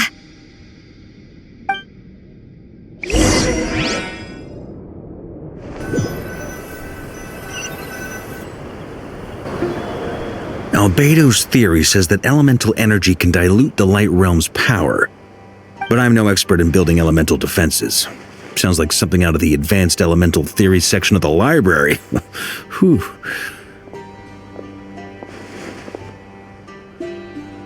You seem quite troubled. Well, yeah. I mean, who doesn't get a little flustered when they're completely out of their depth? You were the very picture of confidence back when you approached the Hexen Circle. Eh, I could have been faking it through that whole meeting for all you know. Who's to say I'm not just a ball of nerves in a charming and gregarious package? Oh gosh, really? I'm so sorry, I had no idea. Well, you're all the braver for it. Still, I was much more in my comfort zone than I am here. At least in Mondstadt, you can cry for help from a cliff top and actually stand a chance of summoning Barbados himself. Things have never looked bleaker than they do now. If we don't pull this off, Tevat's doomed, isn't it? Oh, you think so? Actually, yes. Yes, it probably is. It's a shame. Don't put too much pressure on yourself. Tevat has faced annihilation many times in the past, but it also gave us you, didn't it? Hey, don't give me that. It's not like I'm anyone special. I disagree. Every human born in this world is special. We angels have always believed that. In that case, this humble human being has a big favor to ask of you. I thought you might say that. I'm sure Alice, in her great wisdom, sent you here precisely to help us in this difficult time, yes? Well, that has less to do with her wisdom and more to do with my power. Of course, of course. Well, the thing is, these elemental defenses we're about to build, I don't think it's a question of if they'll fail, but when. Durin's findings from his patrols make it clear that Dottore is constantly expanding his territory. First it was his lab, then the design bureau, and now this. It's not realistic to completely stop him encroaching on the rest of Nagrai. Rather, our goal should be to stall him for as long as possible. If Miss Sandroni's calculations are correct, well, they're the closest thing to certainty we have in this situation, so let's assume they are. Anyway, her calculations suggest that our best hope for victory lies in Miss Columbina's return. It's up to us to slow Dottore's advance and buy time for her to make a return. Are you asking me to help you with building the defenses? No. I'd like you to prepare for what comes next. When he eventually reaches us, we will have to fight him. You were an angel once and a mage now. I'm asking you to lend us your protection. Oh. Can I take it that you're triggering the terms you fought for during our three-way talks? Well, technically those terms were about protecting Mondstadt. But if you're happy to agree to the change in location, then yes, let's do that. You're cashing in on this much sooner than I'd imagined. Well, yeah. The way things are going, I might not get another chance. Very well.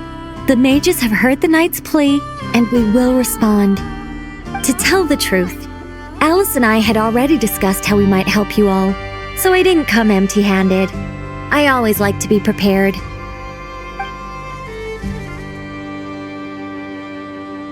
This is... wow. Yeah.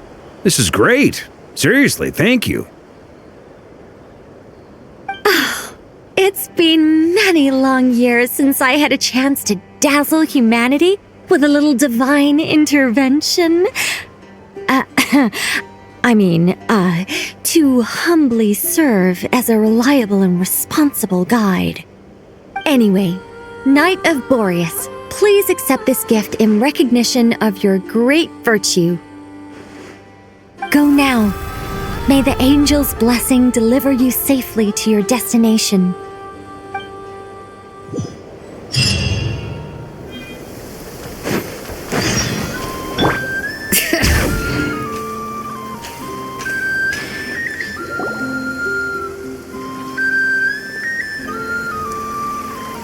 You're here.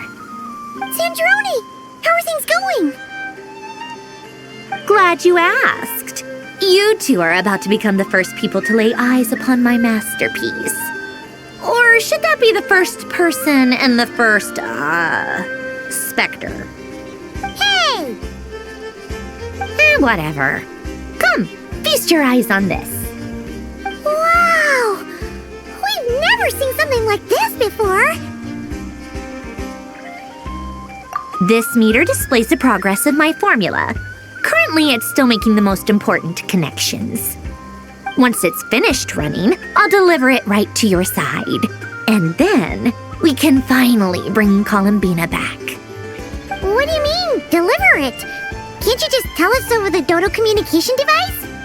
It'll just be some numbers, right? You're such a greenhorn. This isn't the kind of formula you solve in math class. It's a highly complex algorithm capable of constructing a framework of rules.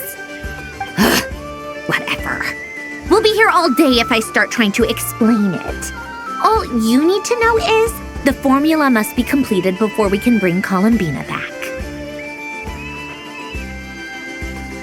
I'll share the data with you. Nicole's agreed to let me use her information channel, so we just need to use the Dodo communication device like so.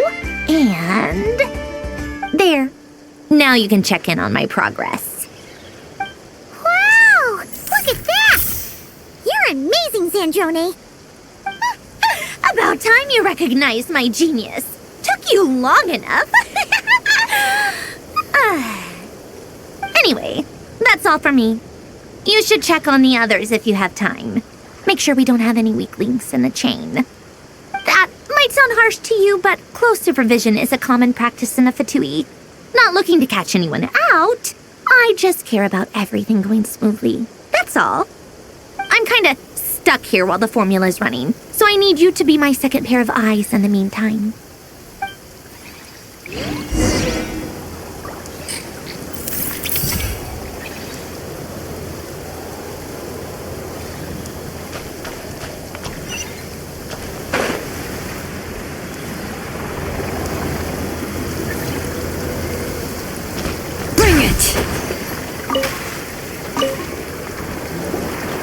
Traveler, Paimon, a pleasure to see you both.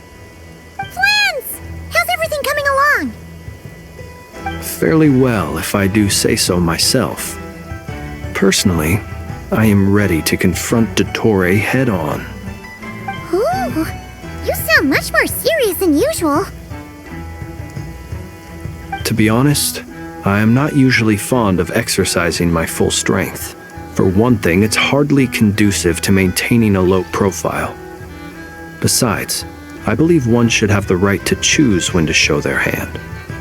I am conserving my strength until the moment of battle is upon us. Anything to boost our chances of victory. Seeing you get into the zone like this really puts Paimon at ease. Huh, Traveler? I consider it an honor to have your trust. Rest well. I look forward to seeing you both in your element during the battle.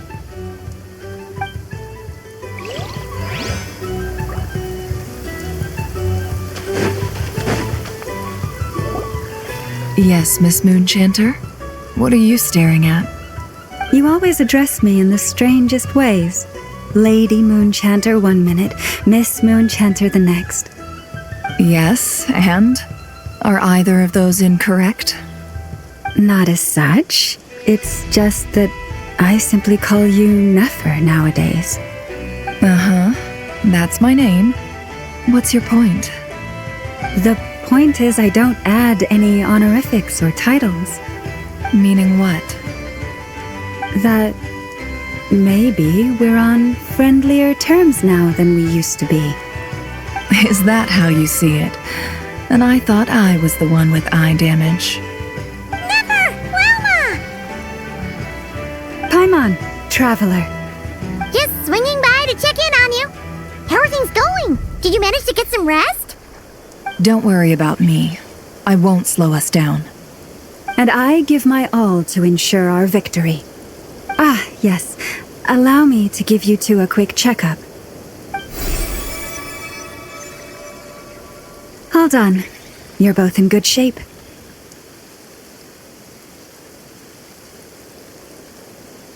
You're welcome. You'll have your work cut out for you in this battle against Dottore, so make sure to get some rest in first. Paimon will keep an eye on her. Don't you worry. I'm glad to hear it. Take good care of yourself, too, Paimon. Sure thing.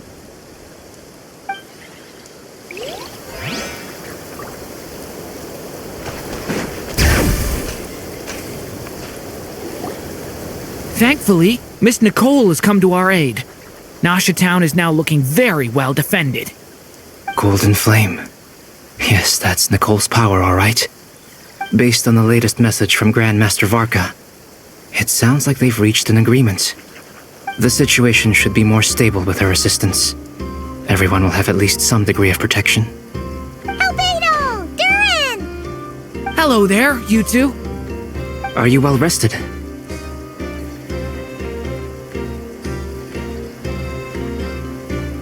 That's good to hear. As per the plan, Albedo and I will be in charge of Nasha Town. As Dottore's energy field expands, it's creeping ever closer in that direction. But we will do our best to hold our position. We fought side by side many times before, and always with great success. I believe this time will be no different. So don't worry about us. Focus on fighting Dottore.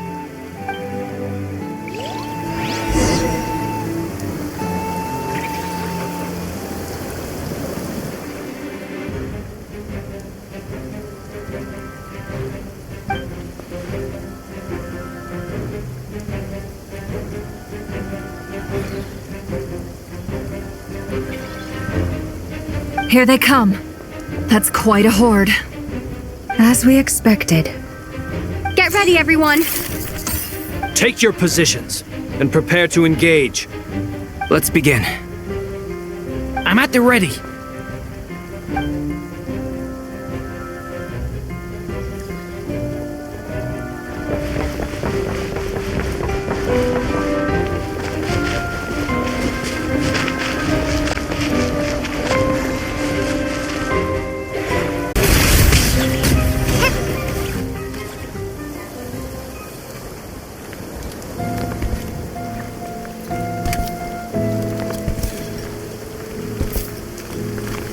You're looking well. I trust you've had a good couple of days. Dottore. It's actually a good thing, in my view. If the subjects of my experiment were to die prematurely, it would throw quite a wrench in the works. And so, I must thank you all for your resilience. We are no longer on the same level, but you are nonetheless worthy of my respect. A creator god should be merciful and gracious after all. And in any case, it is only right that before I end your lives, the world is informed of the arrival of their new god.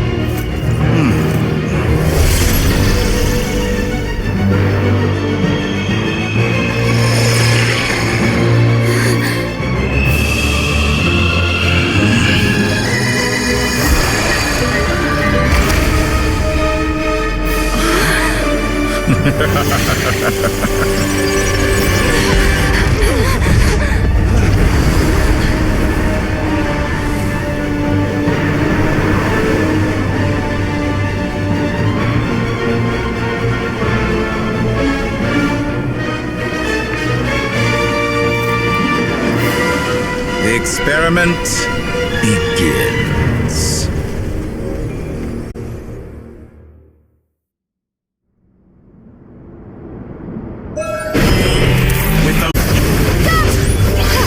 My apologies, I had not intended to take your teammates from you.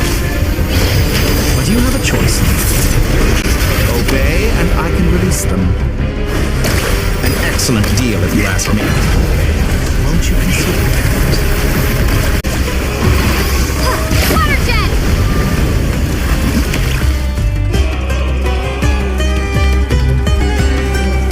swear you've been working on some little tricks to surprise me with, but it appears that none of them have come to fruition. My guess would be that you're trying to bring Columbina back. But then, where is Sandrone? Or are you trying to buy time for her? I always found their friendship to be a curious phenomenon. Two highly incongruent personalities, and yet they share a deep connection. Speaking of Columbina, I once saw her as like a younger sister. We got along quite amicably while she was with the Fatui. But then one day she suddenly decided she would refuse to take part in any further experiments. To this day, I truly don't understand what I could have done to upset her so much. It's such a pity. I could have had a sister, a family. But alas, she grew to dislike me. You're not fit to be family to her. That I can't deny. So many people, all obsessed with playing out the same tired old dramas. This world is rotten to the core. And then there's you. You had every opportunity to reach the right conclusion. The thought of killing you off like this? But I maintain that I approached you in good faith, so I will offer you another chance. Will you work with me? You have until I count to 10 to make your choice. 1, 2, 3. Not in a million years.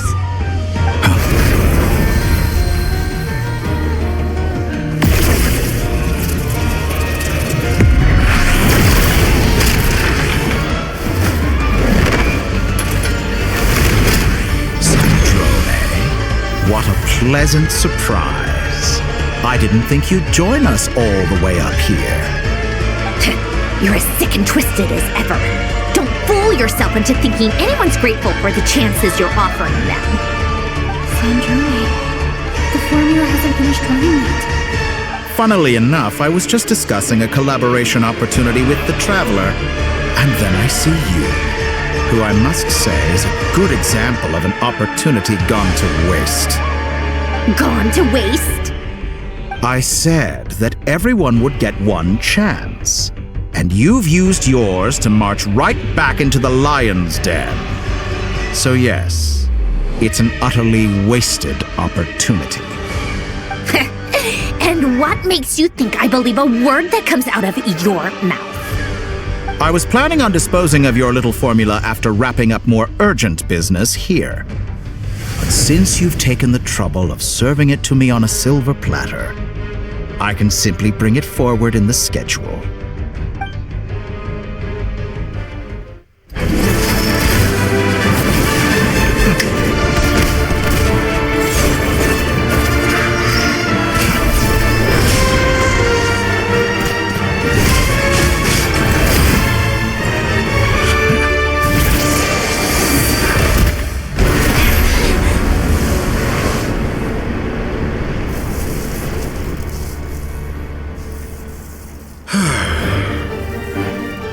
Is this your life's work? This piece of trash?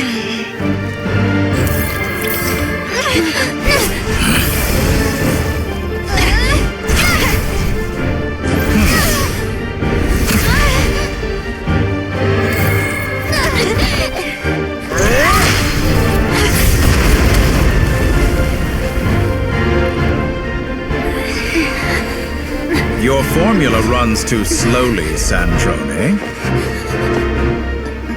You put your hope for success on others instead of fighting dirty. That is why you have failed.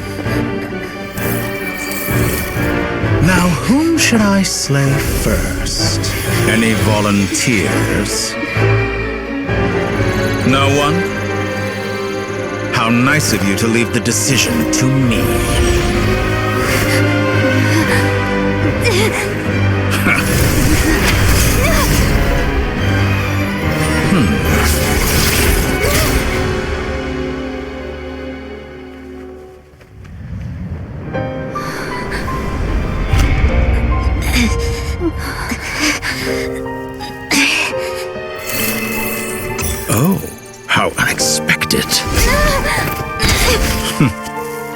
Sandrone, any last words for me, comrade?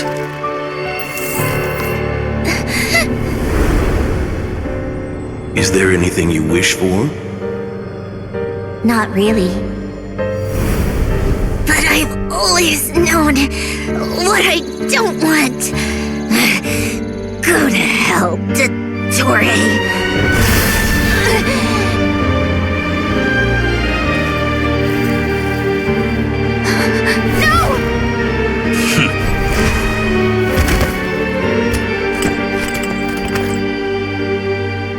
And now, you have failed.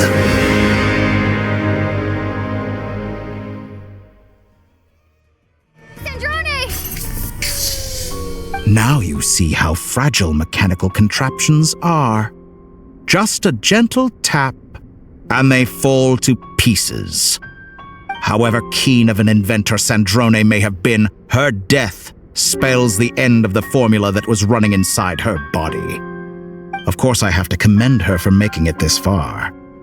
As her colleague, I have to admire her stubborn tenacity. Now, it is time for you to take your place by my side. My count was interrupted, but the second chance I extended to you still stands. Once again, you are welcome to join me.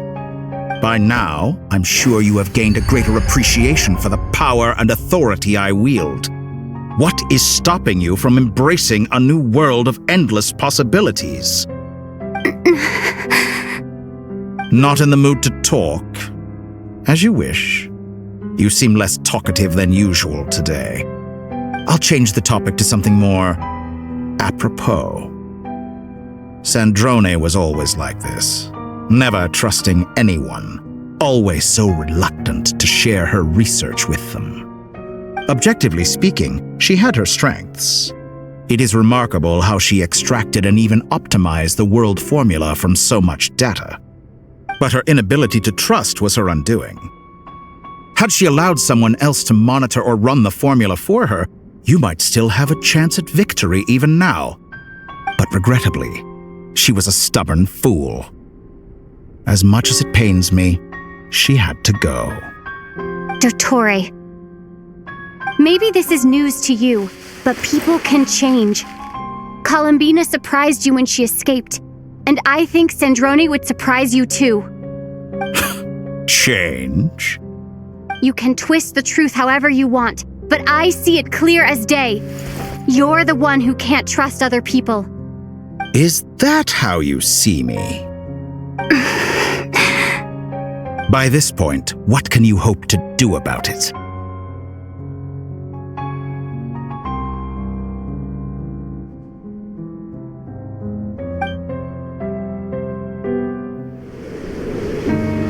It is pointless to fight on. You've already lost. Wrong. You can't win this, Dottore.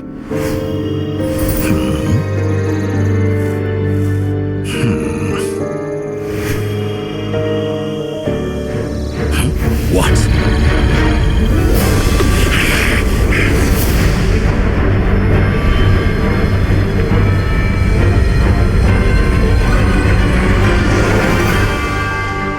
My formula can get us 90% of the way. It will connect you to Columbina. Then, I will bring the formula's output to the Traveler's side. For the last 10%, do whatever it takes. Just bring the moon down.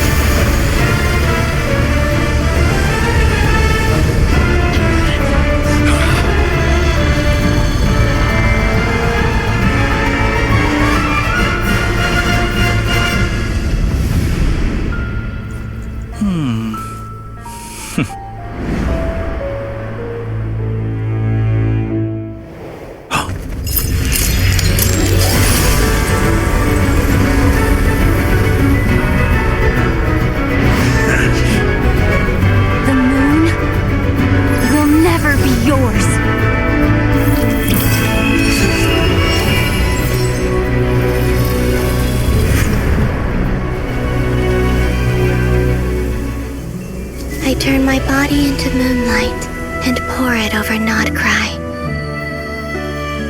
My soul, I leave here to inform my future friends. Lastly, I will hide the Trilune Authority within the Frost Moon.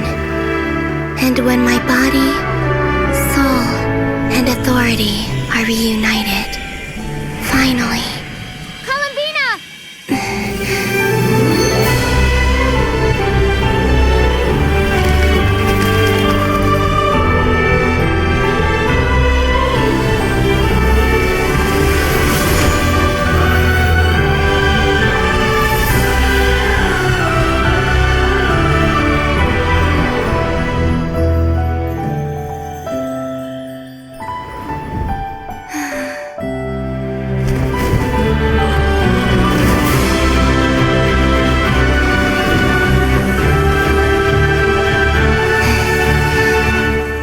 It's been too long.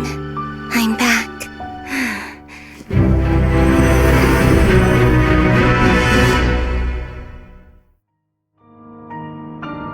Stay focused on the battle, Traveler. What a touching reunion. Though I personally find myself repulsed by the sight of weaklings huddled together for war. Such a simple attack. Quite finished patting yourselves on the back. Show me how long you can strike before you drown. Watch out, Columbina! He can manipulate space itself! I know. Wait for the right moment. We'll strike together. First, like an ant in my palm.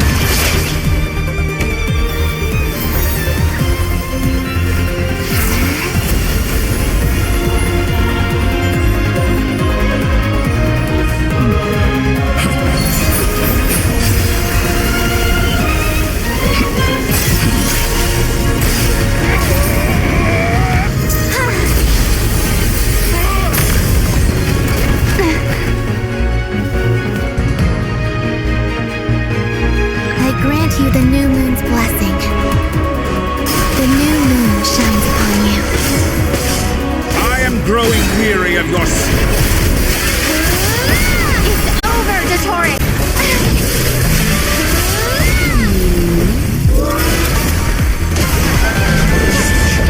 Wallow in this rotten, decaying world!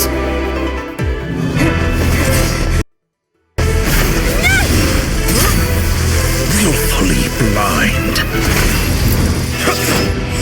How can you be so satisfied with your fate?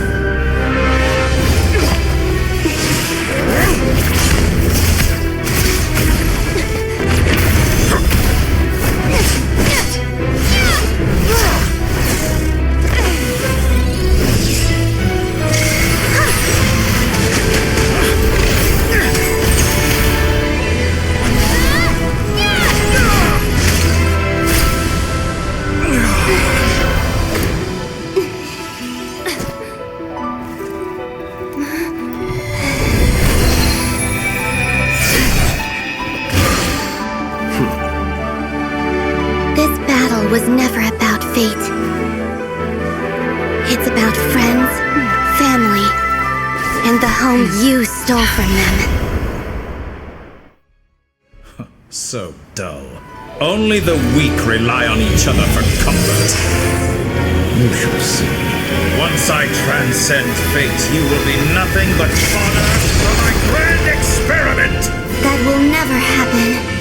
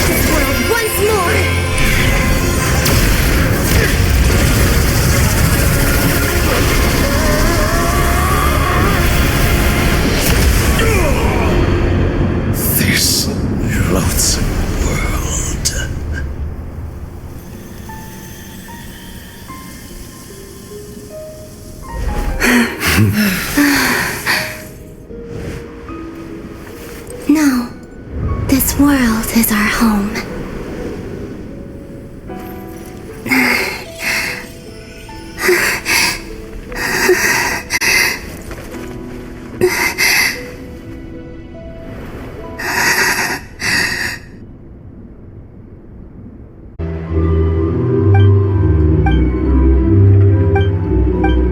No, you're doing it wrong. The moon looks like this now. What are you trying, children? The new moon, Mom. It looks different than before, doesn't it? Also, can I go buy a sugar sculpture today? Please? Just one? All right. I suppose today is a special day after all. Almost like a festival. Extra, extra! Get the latest Nasha Express here! Post-disaster report! Nasha Town reborn beneath a new moon!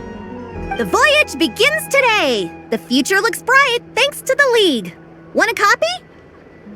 I knew things would be different, but I didn't think that would include the moon.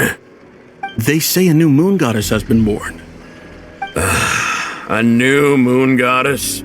Who's saying that? The Frost Moon Scions? I guess so. I'm not too clued up on the details. As far as I'm concerned, the moon's still in the sky and it's business as usual. Hey, since we've come all this way, shall we grab ourselves a free meal while we're here? Are you a convert now? Or are you just here for the free lunch? Oh, come on. What does it matter? After everything we've all just been through? That smells good. All right, that's it. I'm hungry. Time to eat. Come on! We gotta get there early, or there won't be any good spots left! Shh, keep it down. This is a residential area. What if people are still sleeping?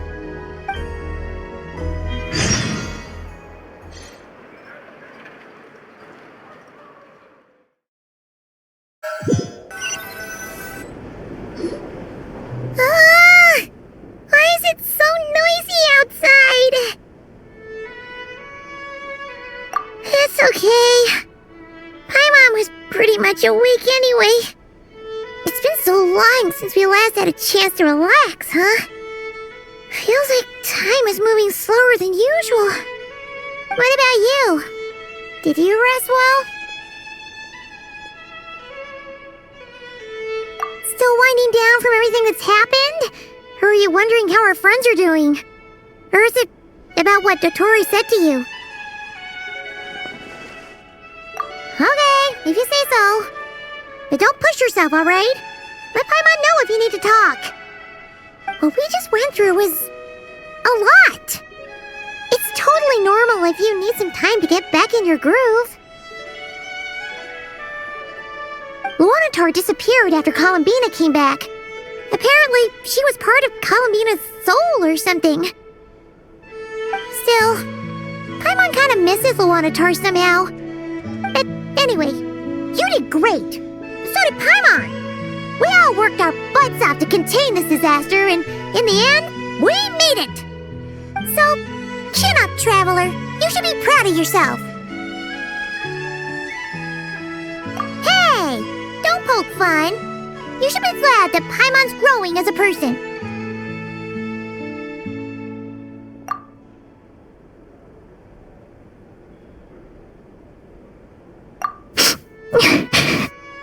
Paimon didn't think you'd mention it. You have no idea how anxious Paimon was. She was worried sick about you. Well, if you really want to show Paimon you're sorry, you're gonna need to make it up to her.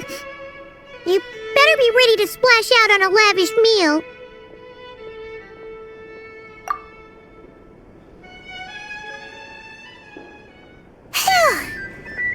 Okay. Paimon's full now. Huh? Oh, well... Hey there, Traveler and Paimon! Good morning! Morning, Yehuda! Here for some breakfast?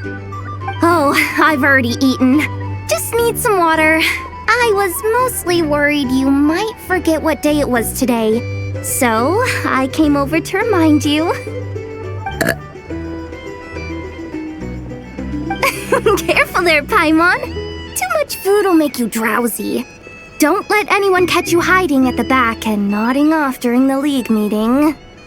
You should probably be saying that to Aino. She's the baby of the group, if anyone. True. You know, I'm surprised that all these competing groups are actually coming together to try to solve things together. Definitely a first for Nodcry. Well, nothing like a region-wide calamity to bring people together.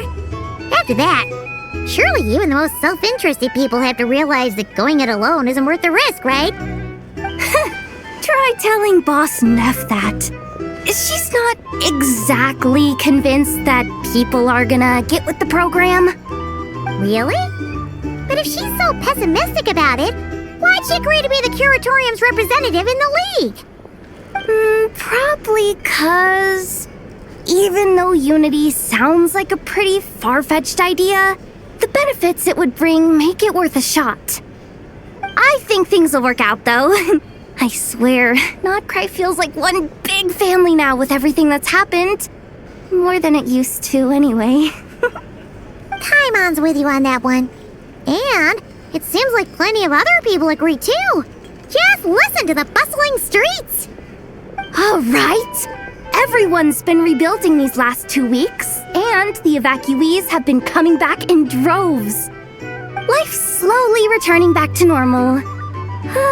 Which means my workload's probably gonna shoot back up. Were you about to head out? There's still some time before the ceremony begins, you know. Yeah, we were gonna take a stroll around the square and say hi to some friends first. Sounds good. See you later then.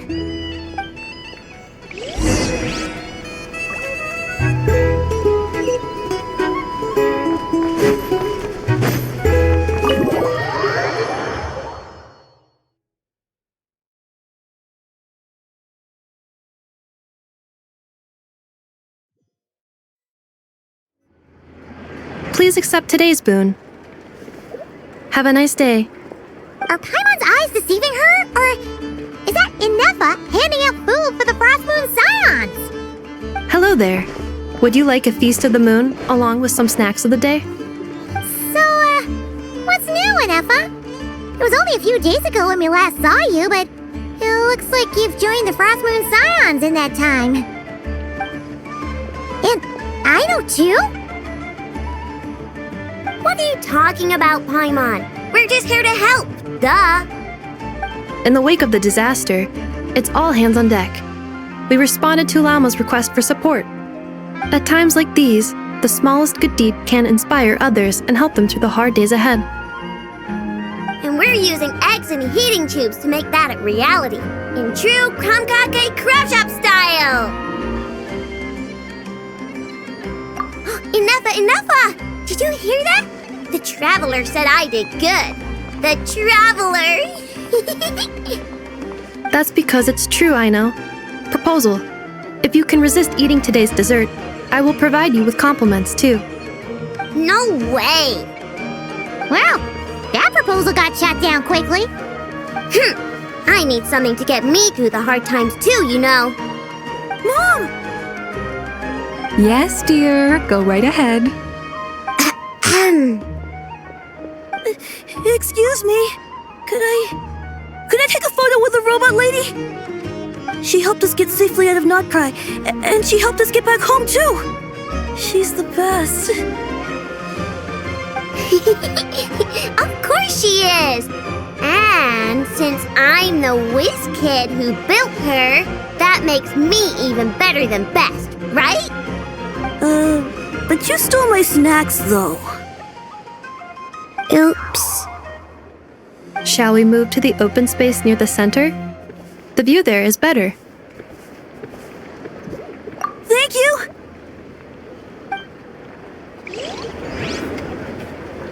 Aren't you the better pick for this job, Flint's? You underestimate yourself yet again, Master Ilua. Not at all. I rarely come by Nasha Town. I don't know any of the big shots here. All in good time. Socializing is a step-by-step journey. But you're much further ahead on that road, aren't you? You're not seeing the full picture. You know the truth now. My friends do not understand my habits. There is no question about it. The Lightkeepers need a representative in the League. Someone who is upright, cares about other people, and can realize their self-worth through group action. You say it like you wouldn't make the cut. I am most flattered that you think I would. Sigh a little less, Master Ilua, and have more faith in yourself. All the Lightkeepers agree that you're a very promising young man. That is precisely why Starshina Nikita felt safe delegating such important work to you. I'm sure we all also agree that we would sooner die of dehydration than manage to wrangle anything out of you in a discussion. My apologies. I am not in the habit of bringing water with me when I go out. Whatever. I'll take the job. By the way, who else is part of this? Oh, it's quite the who's who of Nodcry. There's the Moon Chanter of the Frostmoon Scions, the boss of the Curatorium of Secrets, a representative of the Voynich Guild, and even someone from the adorable Krumkake craft shop. I'm sure you will find speaking with them to be a genuine pleasure. If you say so. I've never done this work before, so I'm honestly a little scared of making mistakes. But I'll do it. Not only is it our duty as Lightkeepers, but because I want to make Nodcry a more welcoming place. An admirable attitude to take. The beacons are lit, Ilua. We're but one step away from breaking through the blizzard. We have the chance to band together and build our shared homeland into an Elysium. This is unprecedented for Nodcry. An opportunity not to be missed. Yeah. You're right. I'll do my best. Quite a few familiar faces have arrived. Let's go, shall we?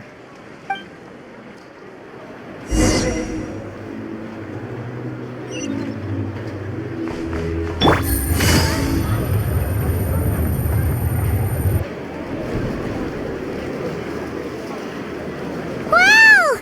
Everyone's here! You seem well rested. I know no one's asked, but I'm sure you all want to know, so let me just say, we're doing great. Thanks. Well, great, but not perfect. I'm starting to lose my mind from boredom. Can't drink a drop of alcohol while I'm waiting for my wounds to heal. I'm sure you had a sneaky swig or two. Wait, how'd you find out?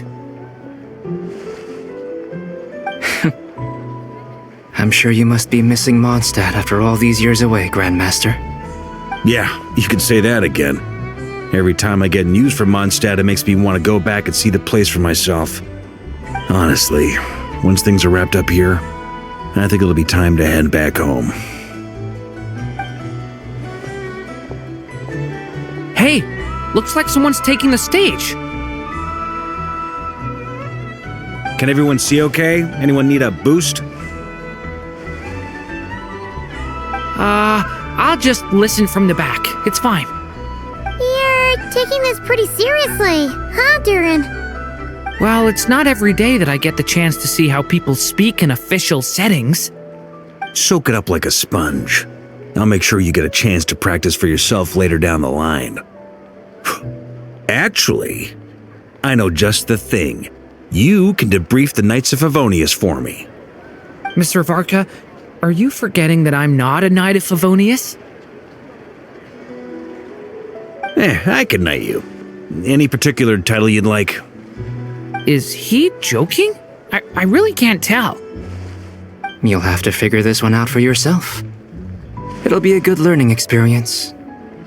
It is my honor to host the opening ceremony for the League, and to have this opportunity to speak to you all in my capacity as Voynich Guild representative.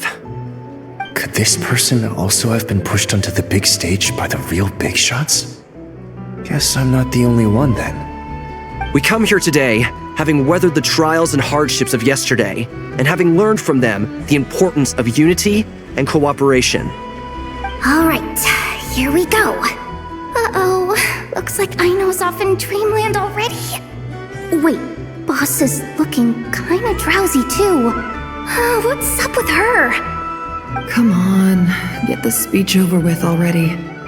Nodcry is our home, the land we rely on for survival. And as we chart a course for the future, may we persevere through the storms ahead as we sail towards a new era of prosperity, freedom, and hope.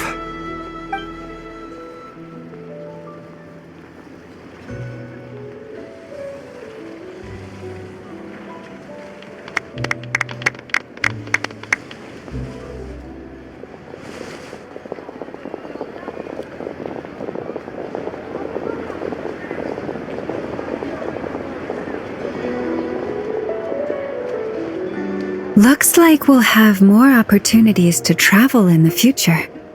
I'm sure you'll cope, Lady Moonchanter, given how fleet of foot you are. Unfortunately, I suspect I'll be too busy at the curatorium to act as your host. We have a busy schedule, not to mention an international network of contacts to manage. It'll be all right. I'll just check your schedule with Yehoda well in advance. And if she's not available, I can simply ask Ashru.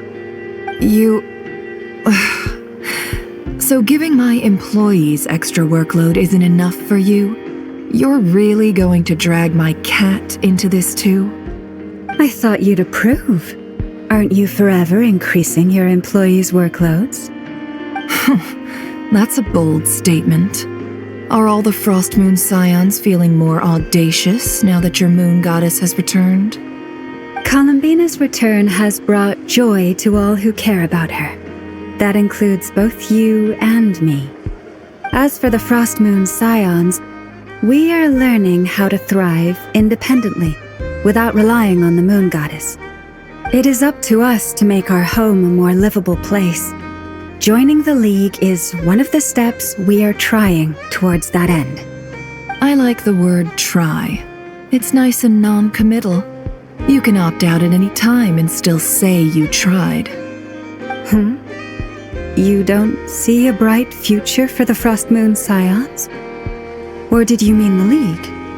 I'm just not as optimistic as you. The Frost Moon Scions should count themselves lucky that they have a leader as stubborn and enterprising as you. But Nodcry's a big place, with all kinds of people. Most of them don't enjoy answering to a leader, or even listening to reason. Well, that's where you and your methods come in. Unless the Curatorium of Secrets is only here for appearances. For now, yes. And that won't change until this venture becomes worth my while. What would make it worth your while? Getting out more than I put in. Right now, I'd barely break even, but I'll grant that it's a good start for Nodcry. Then maybe it's worth a try. All right, you can stop now. Or do I have to join the Frost Moon Scions before you'll get off my back? You'd be very welcome to join us. Hey, you two! Congrats on all your hard work! What are you chatting about? Nefer was trying to dissuade me from adding to her employees' workload. Also, she's considering joining the Frost Moon Scions. Sorry, what? Your conversations are always the most interesting. Would you two care to join me for some tea before heading to your next destination?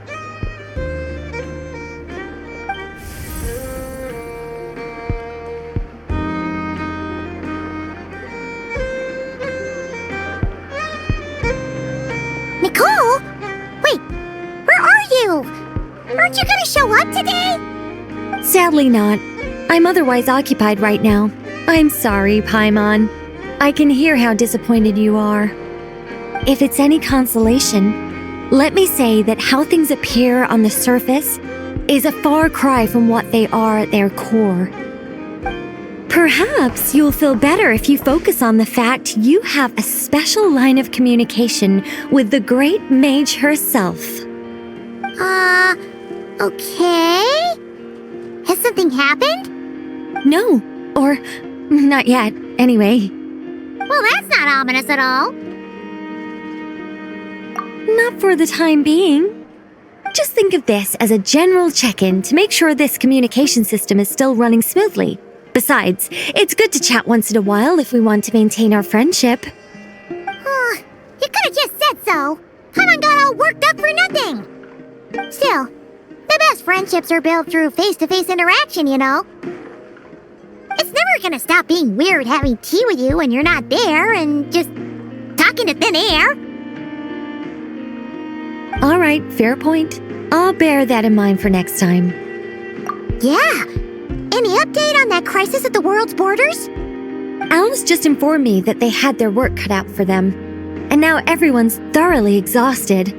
But they did finally get things back under control. Still, we can't let our guard down yet. The disruption caused by this disaster has made Tevat easier to detect from the outside universe. She plans to wait for things to stabilize, then reschedule her Mondstadt vacation plans. As for me, I agree with Hat Guy's perspective. This is a time when many new variables are emerging, and the situation is changing constantly. Plus, most of this change is for the worse. We have to remain vigilant and ensure that the embers of chaos are not rekindled. I did notice that the energy in Nodcry changed somewhat after the War of Funerary Flame, but since it was still aligned with the Light Realm, I never gave it a second thought. It looks like I'll have to examine the connections between phenomena I observe more closely in the future. Just doing my duty. It's more or less second nature by now. Of course, to give you the full picture, I'd have to start with the substance from which angels were formed. Never mind, Paimon's right. Showing off my knowledge would be much more satisfying in person. By the way, you did receive the gifts from the Hexen Circle, yes? I'm not trying to claim credit or anything, but my pride demands that I at least mention it. They're quite similar to the protective talisman that Alice gave Dory, but with some very special enhancements. Oh! So that's what kept our friends safe when Dory trapped them. Indeed. We went to great lengths to make sure they were invisible to his eyes. I'm so happy they came in handy. Still, not fishing for gratitude, by the way. I just want you to be aware that sometimes your friends may be protecting you in ways you cannot perceive.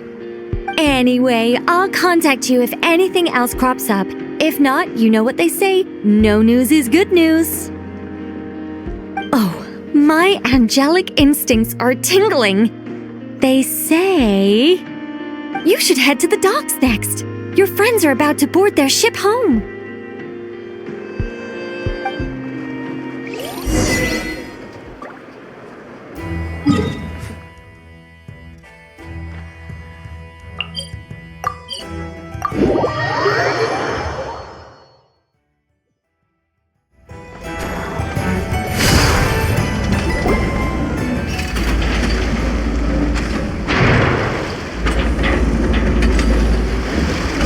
You're here.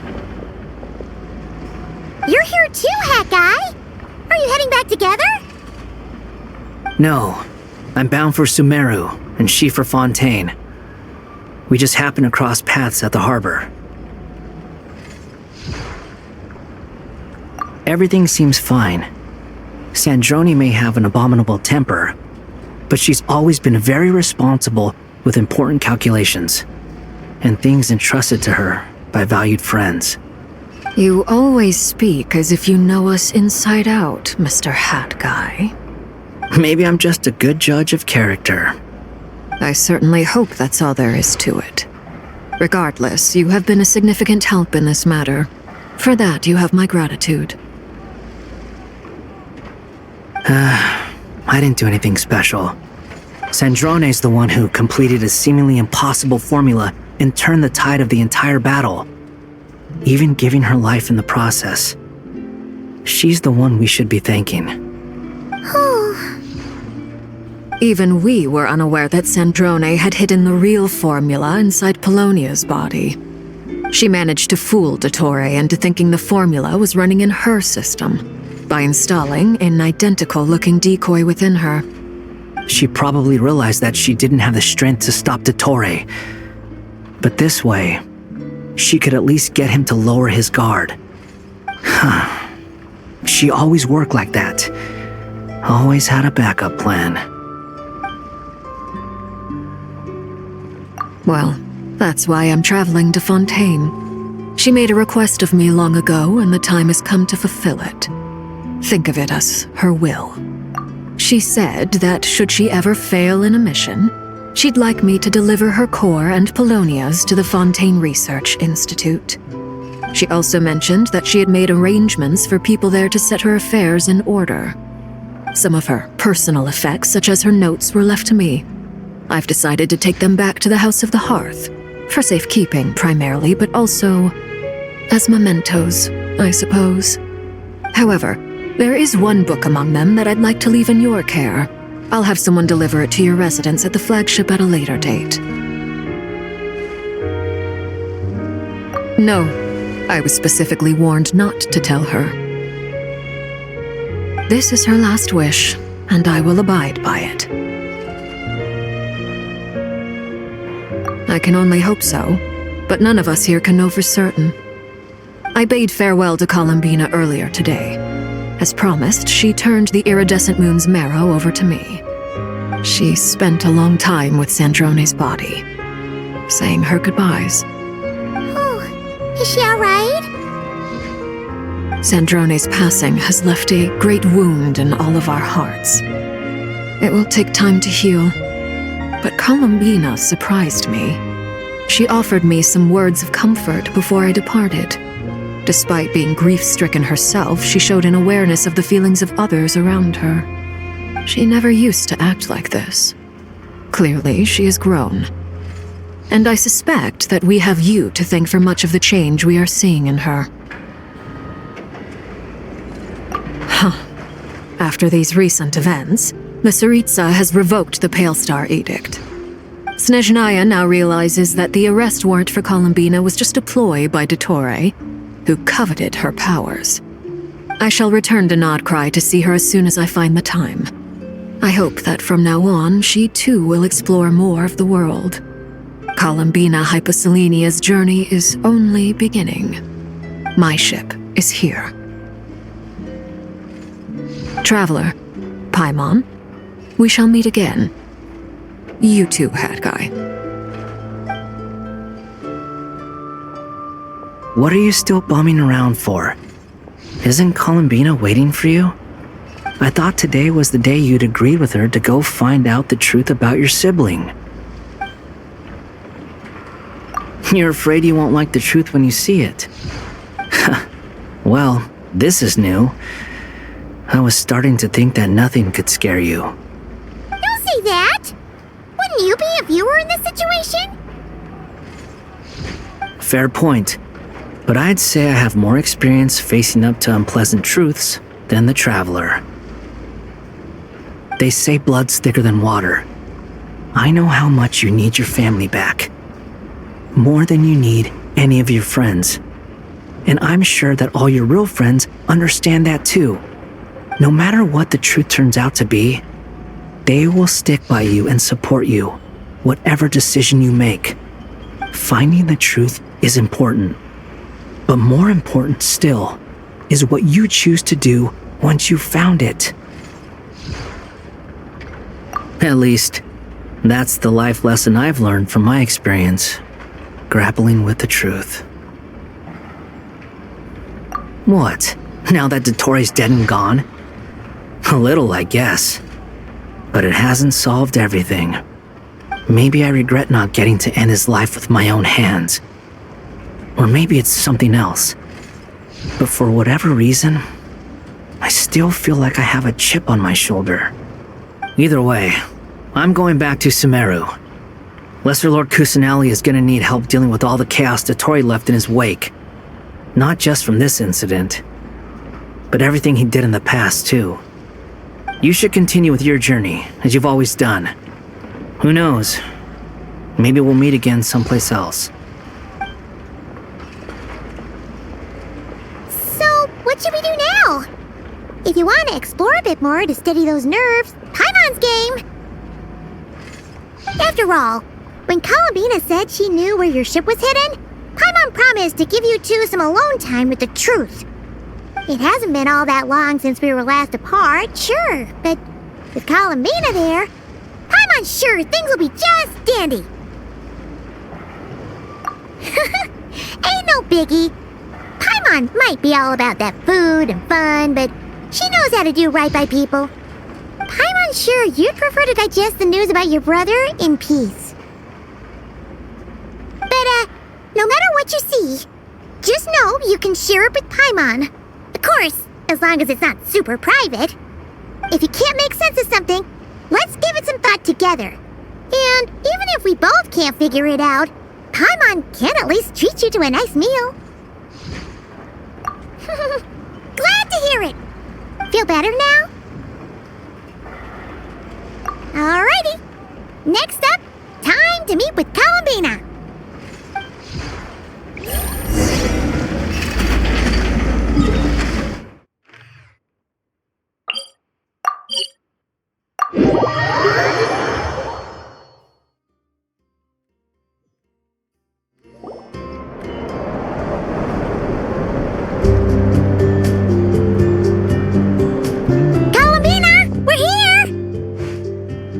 I believe we're meeting out here.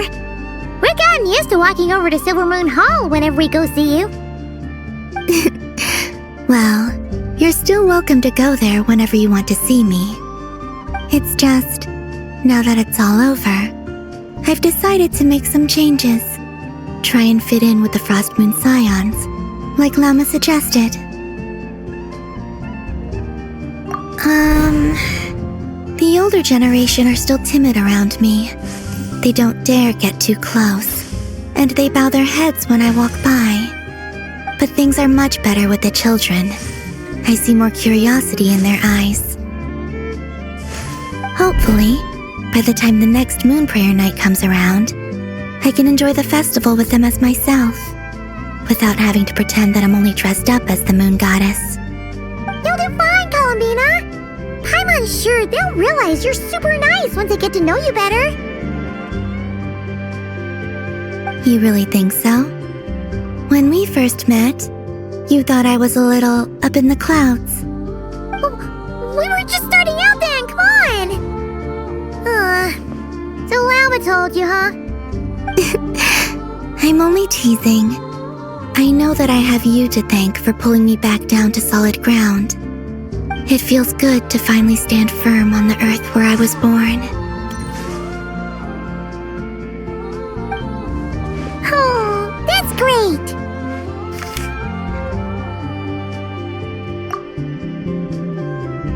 Thank you. I'll make sure not to lose it this time. Well then, are you ready?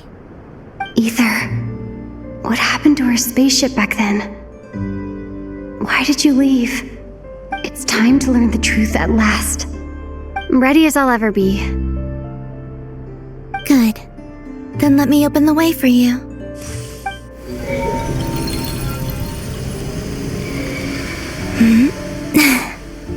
Where does this lead? To our shared destination. Huh? Do you remember me telling you about my missing prologue back when we just met? I said that my story began on the moon. But while I was inside the moon's reflection, I realized that my prologue was really hidden in the future. I just had yet to discover it at that point. The story of the time before I was born was in fact the story of my distant future. It's truly fascinating. But when I obtained the Trilunar Authority and returned to our present reality, I sensed something I hadn't expected. Your prologue. So you mean... Yes, your spaceship. All this time, it has been hidden on the frost moon, which lay beyond the sky. The great ruler of the firmament. The heavenly principles. Wait, them? Why would they do that? I don't know. Perhaps your ship contains something that is incompatible with Teyvat. Or something that cannot be known. Oh, did I pick a bad time to say this? I know it must have been hard to work up the courage to do this. Maybe I should have waited until you were on the moon, with no chance to back out. That would have been kind of mean, you know.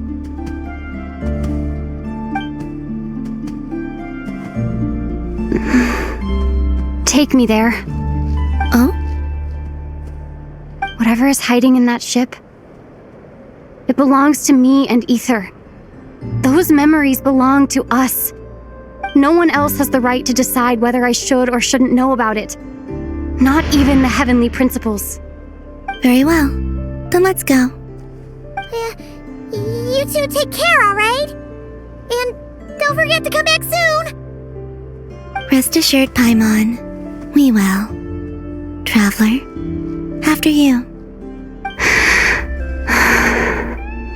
Thinking about the story that we'll find hidden on the moon?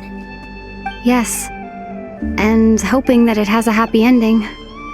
Stories like that don't exist, you know? You don't believe in happy endings? I don't believe in endings.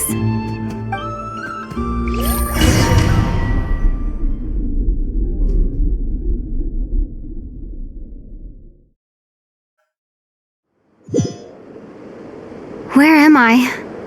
This is the pathway I built between Teyvat and the frost moon. The moon is very far away from us, so it could be a long journey.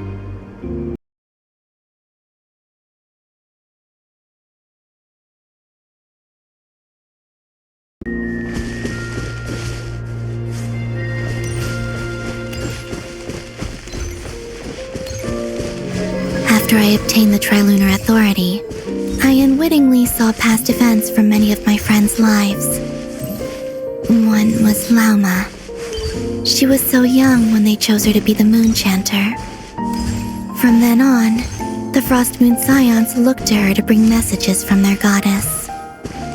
But, for better or worse, I had left Hisi Island before she was ever born. It was not until much, much later that she met me. I think it's for the best. Because of the way things turned out, you had the opportunity to become friends. You're right. In that sense, I think we were both very lucky.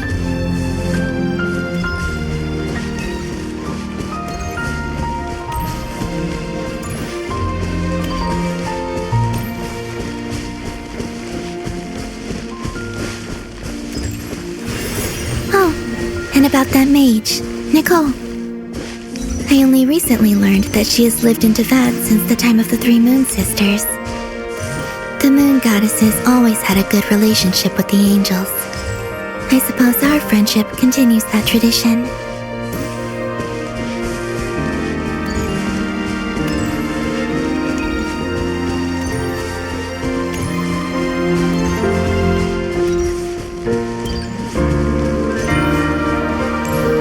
And then there's Zandrone.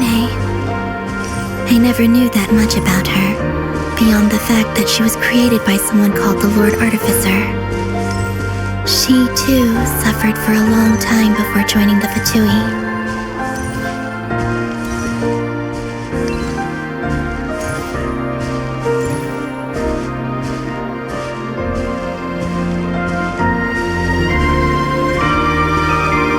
How I wish I could talk to her again, even if only to hear her say nasty things to me.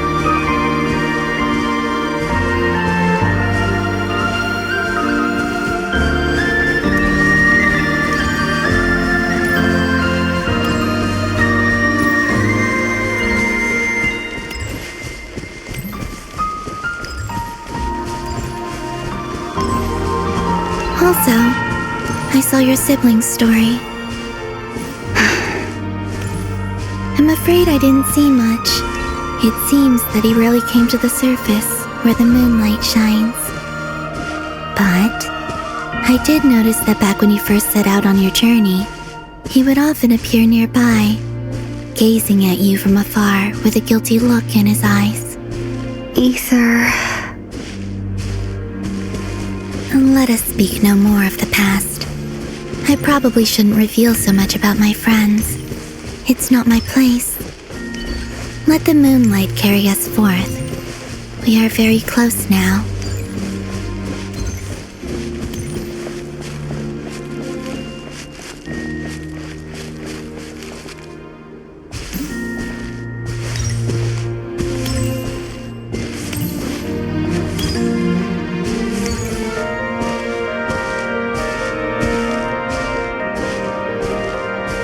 After this, I'd like to bring some kuhenki to the moon as well. If they're willing, of course. What about your other friends? Will you bring them to visit too? Certainly. But I'll need to tidy the place up first. This home hasn't received any guests in a long, long time.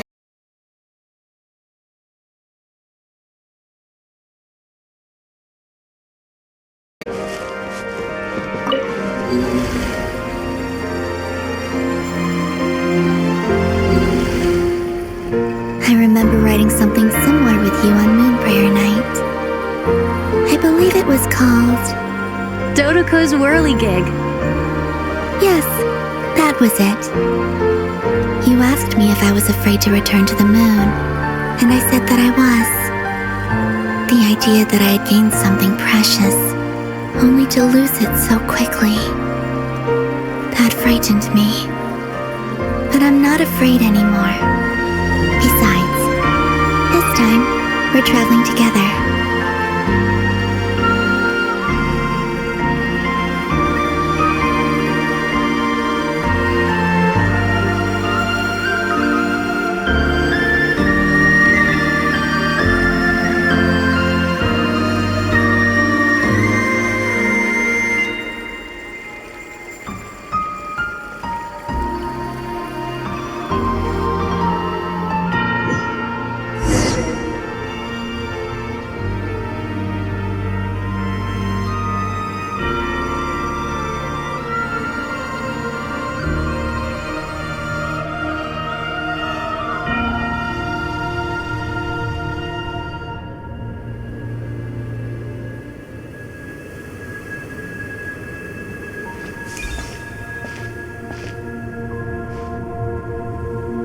We're here.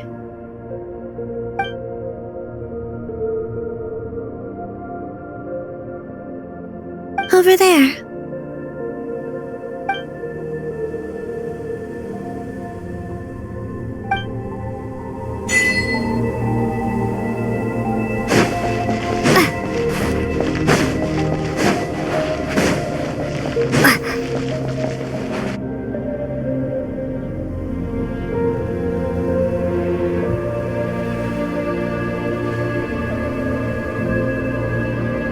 Our spaceship.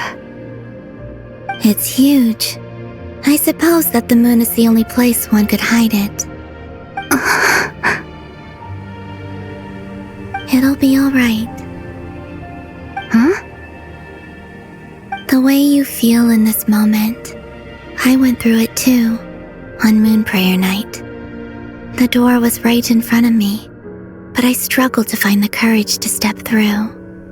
Solitude for me once meant living a life in which even I was absent.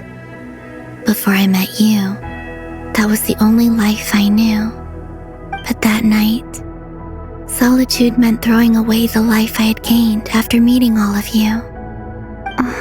Columbina. Go. Retrieve the part of your life that was once lost. Trust me, you will lose nothing by doing so. Look, Tavad is right there. All of our friends are down there, waiting for us. You're right. Thanks, Columbina.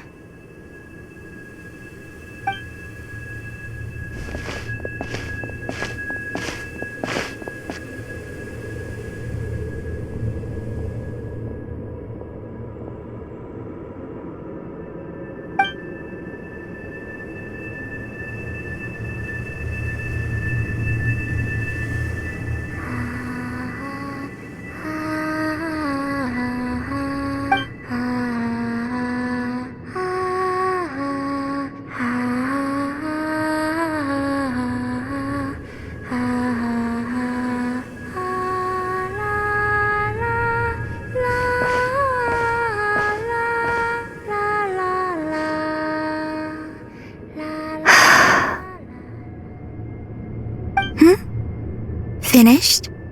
Yeah. Why did you take your eye mask off?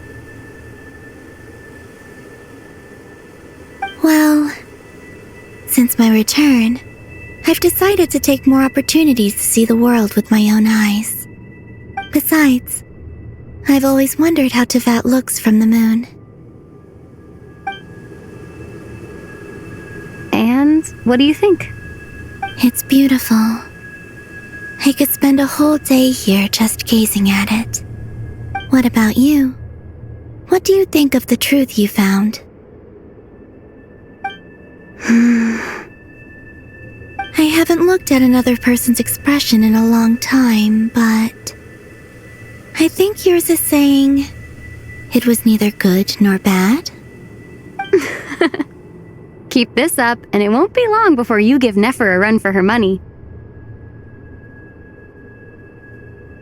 Oh, I don't think that's going to happen. I'm much more used to sensing what's going on around me with Kuvaki. I think I'll save my eyes for seeing special moments I really want to remember. I read the spaceship's flight logs. I always assumed that this was my first time in Tevat. I thought that Ether and I must have been hibernating in space for centuries on end. But the logs show that our spaceship flew over the skies of Tevat once before. A long, long time ago. Flew over? So you didn't land? No. The ship barely came to a stop before flying on again. After that, it continued traveling through space for a long time. Some of the data is corrupted, but I suspect that it kept flying for thousands of years. It was only after that the ship made a forced landing in Nodcry. When Ether found me, he came from outside the ship. Could this mean that he left the ship long before I did? Maybe even during our first pass over Tevat? Are you alright? Yes. I can feel that the truth is coming together, one small piece at a time. I remember Ether telling me that when he first arrived in Conria, he could not recall the past. So this might be something that even he doesn't know. Here, I made some space for you. Your mind must be racing, and this seems like the perfect place to relax and clear your head. Oh, wait, there's one more thing. What is it? Wait here a moment.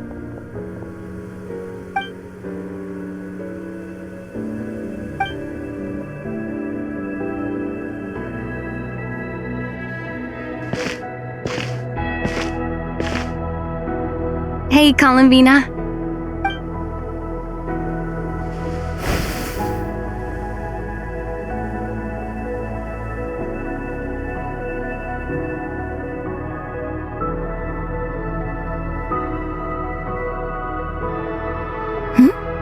Is that a new outfit?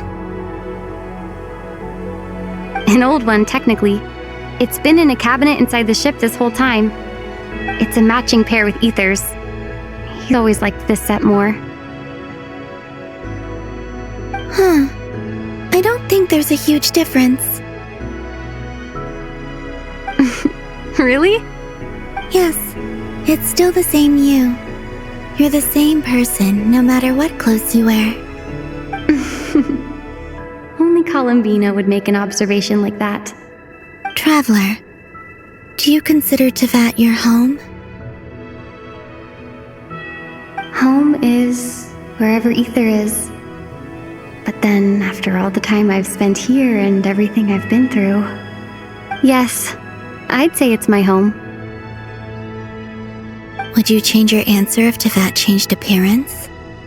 I mean, if the truth about Tevat turned out to be different than what you thought. I don't know. But I don't think so. The truth is not what matters most to me about Tevat.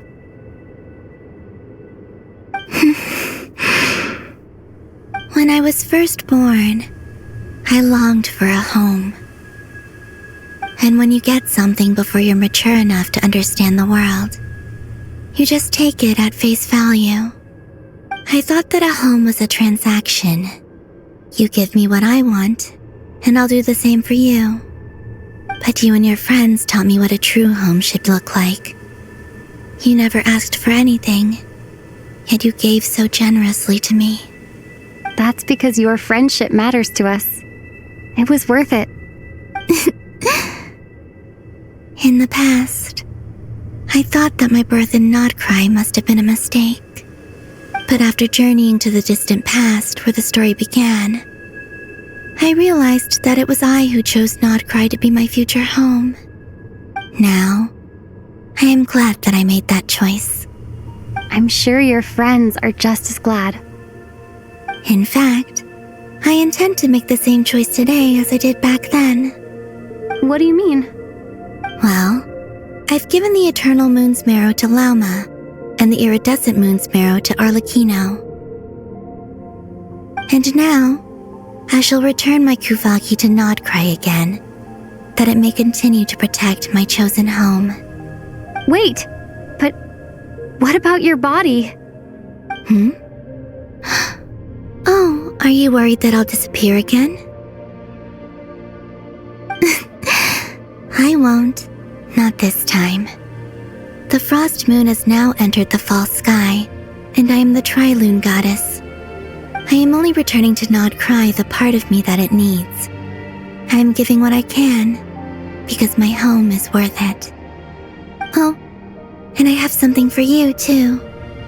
For me? Yes. Come closer.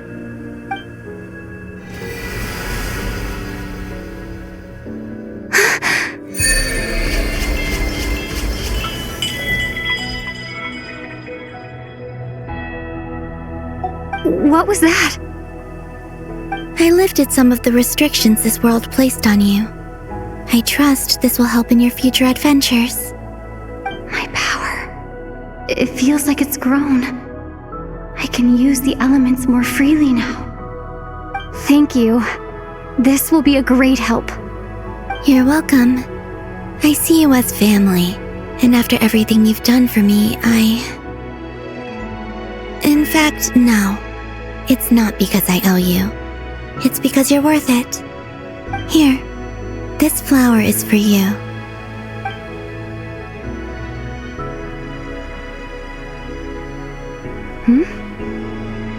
Isn't this a moon prayer blossom? Yes. Don't worry. You will never see these flowers lose their color again. I'm finally discovering the joy of giving. How I wish I'd learned this sooner. Hey, better late than never.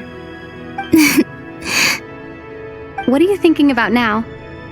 Why don't you take a guess? You get 1 shot.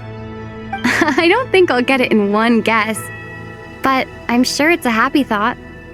That's kind of a sneaky answer. I can't say you got it wrong. Down into that, the moon seems so far away.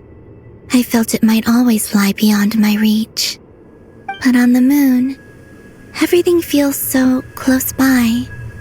The haze that once enshrouded the skies has finally been dispersed. I feel like a traveler on a winter's night, starting a new chapter in my tale by the warmth of a bonfire. I don't have a lot of luggage, but I do have a lot of hope for the future. Well, what's next? Next? To start with, I want to stay here just a little longer.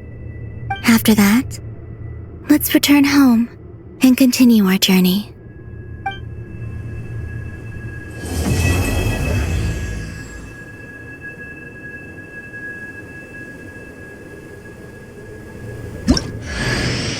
These clothes bring back so many memories.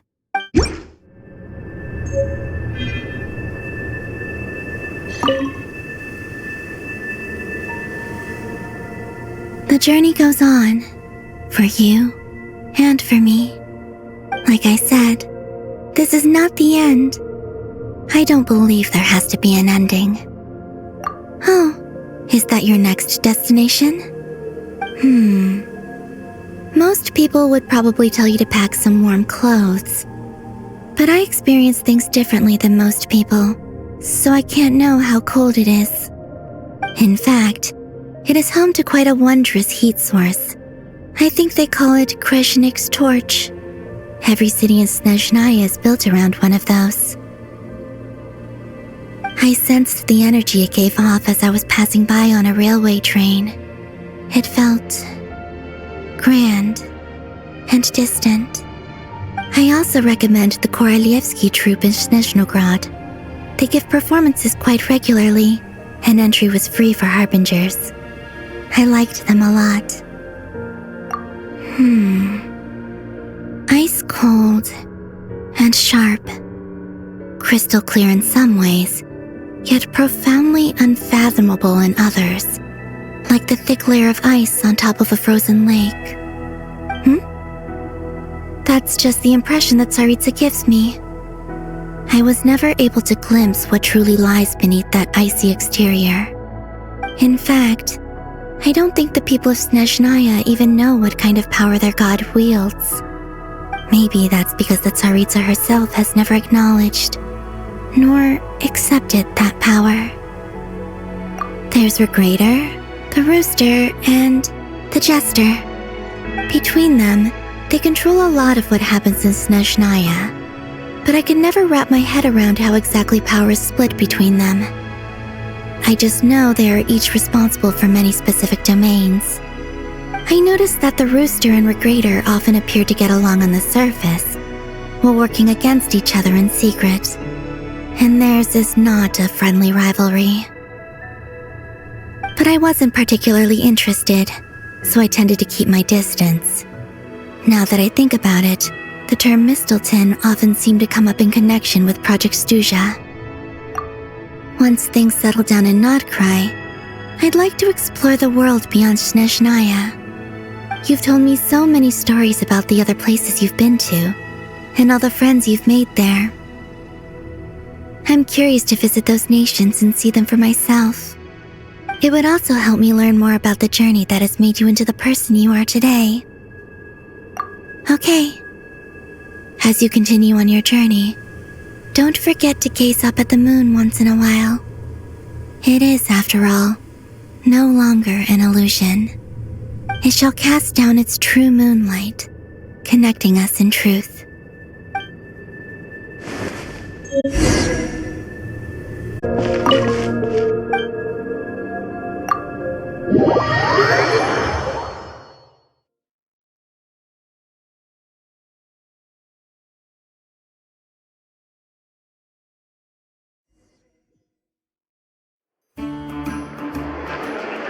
To Jean, acting Grand Master of the Knights of Favonius.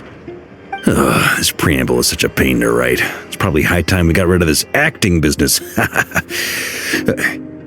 I trust that Dern has updated you all on recent events. Hope we didn't worry you too much. The good news is, we managed to come together and put a stop to the Doctor's evil schemes. With that, I think it's safe to say that Notcry is finally out of the woods. As for the Fatui, not counting the Damselette, aka the Moon Goddess, who has left their organization, we found ourselves allied in this instance with both the Knave and Marionette. May she rest in peace. As ever, we find ourselves better off for making friends rather than enemies. But until we can ascertain the Tsaritsa's true intentions, the future remains uncertain. In a short while... Wait...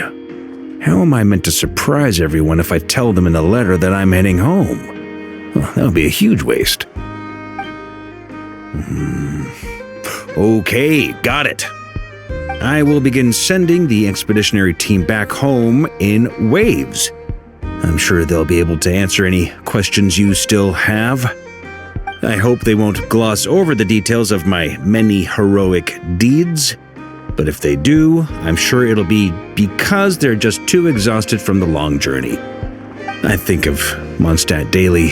Please give everyone my best regards. P.S. The honorary knight went above and beyond this time. Are there any other honors we can give her? I'll leave it with you. P.P.S.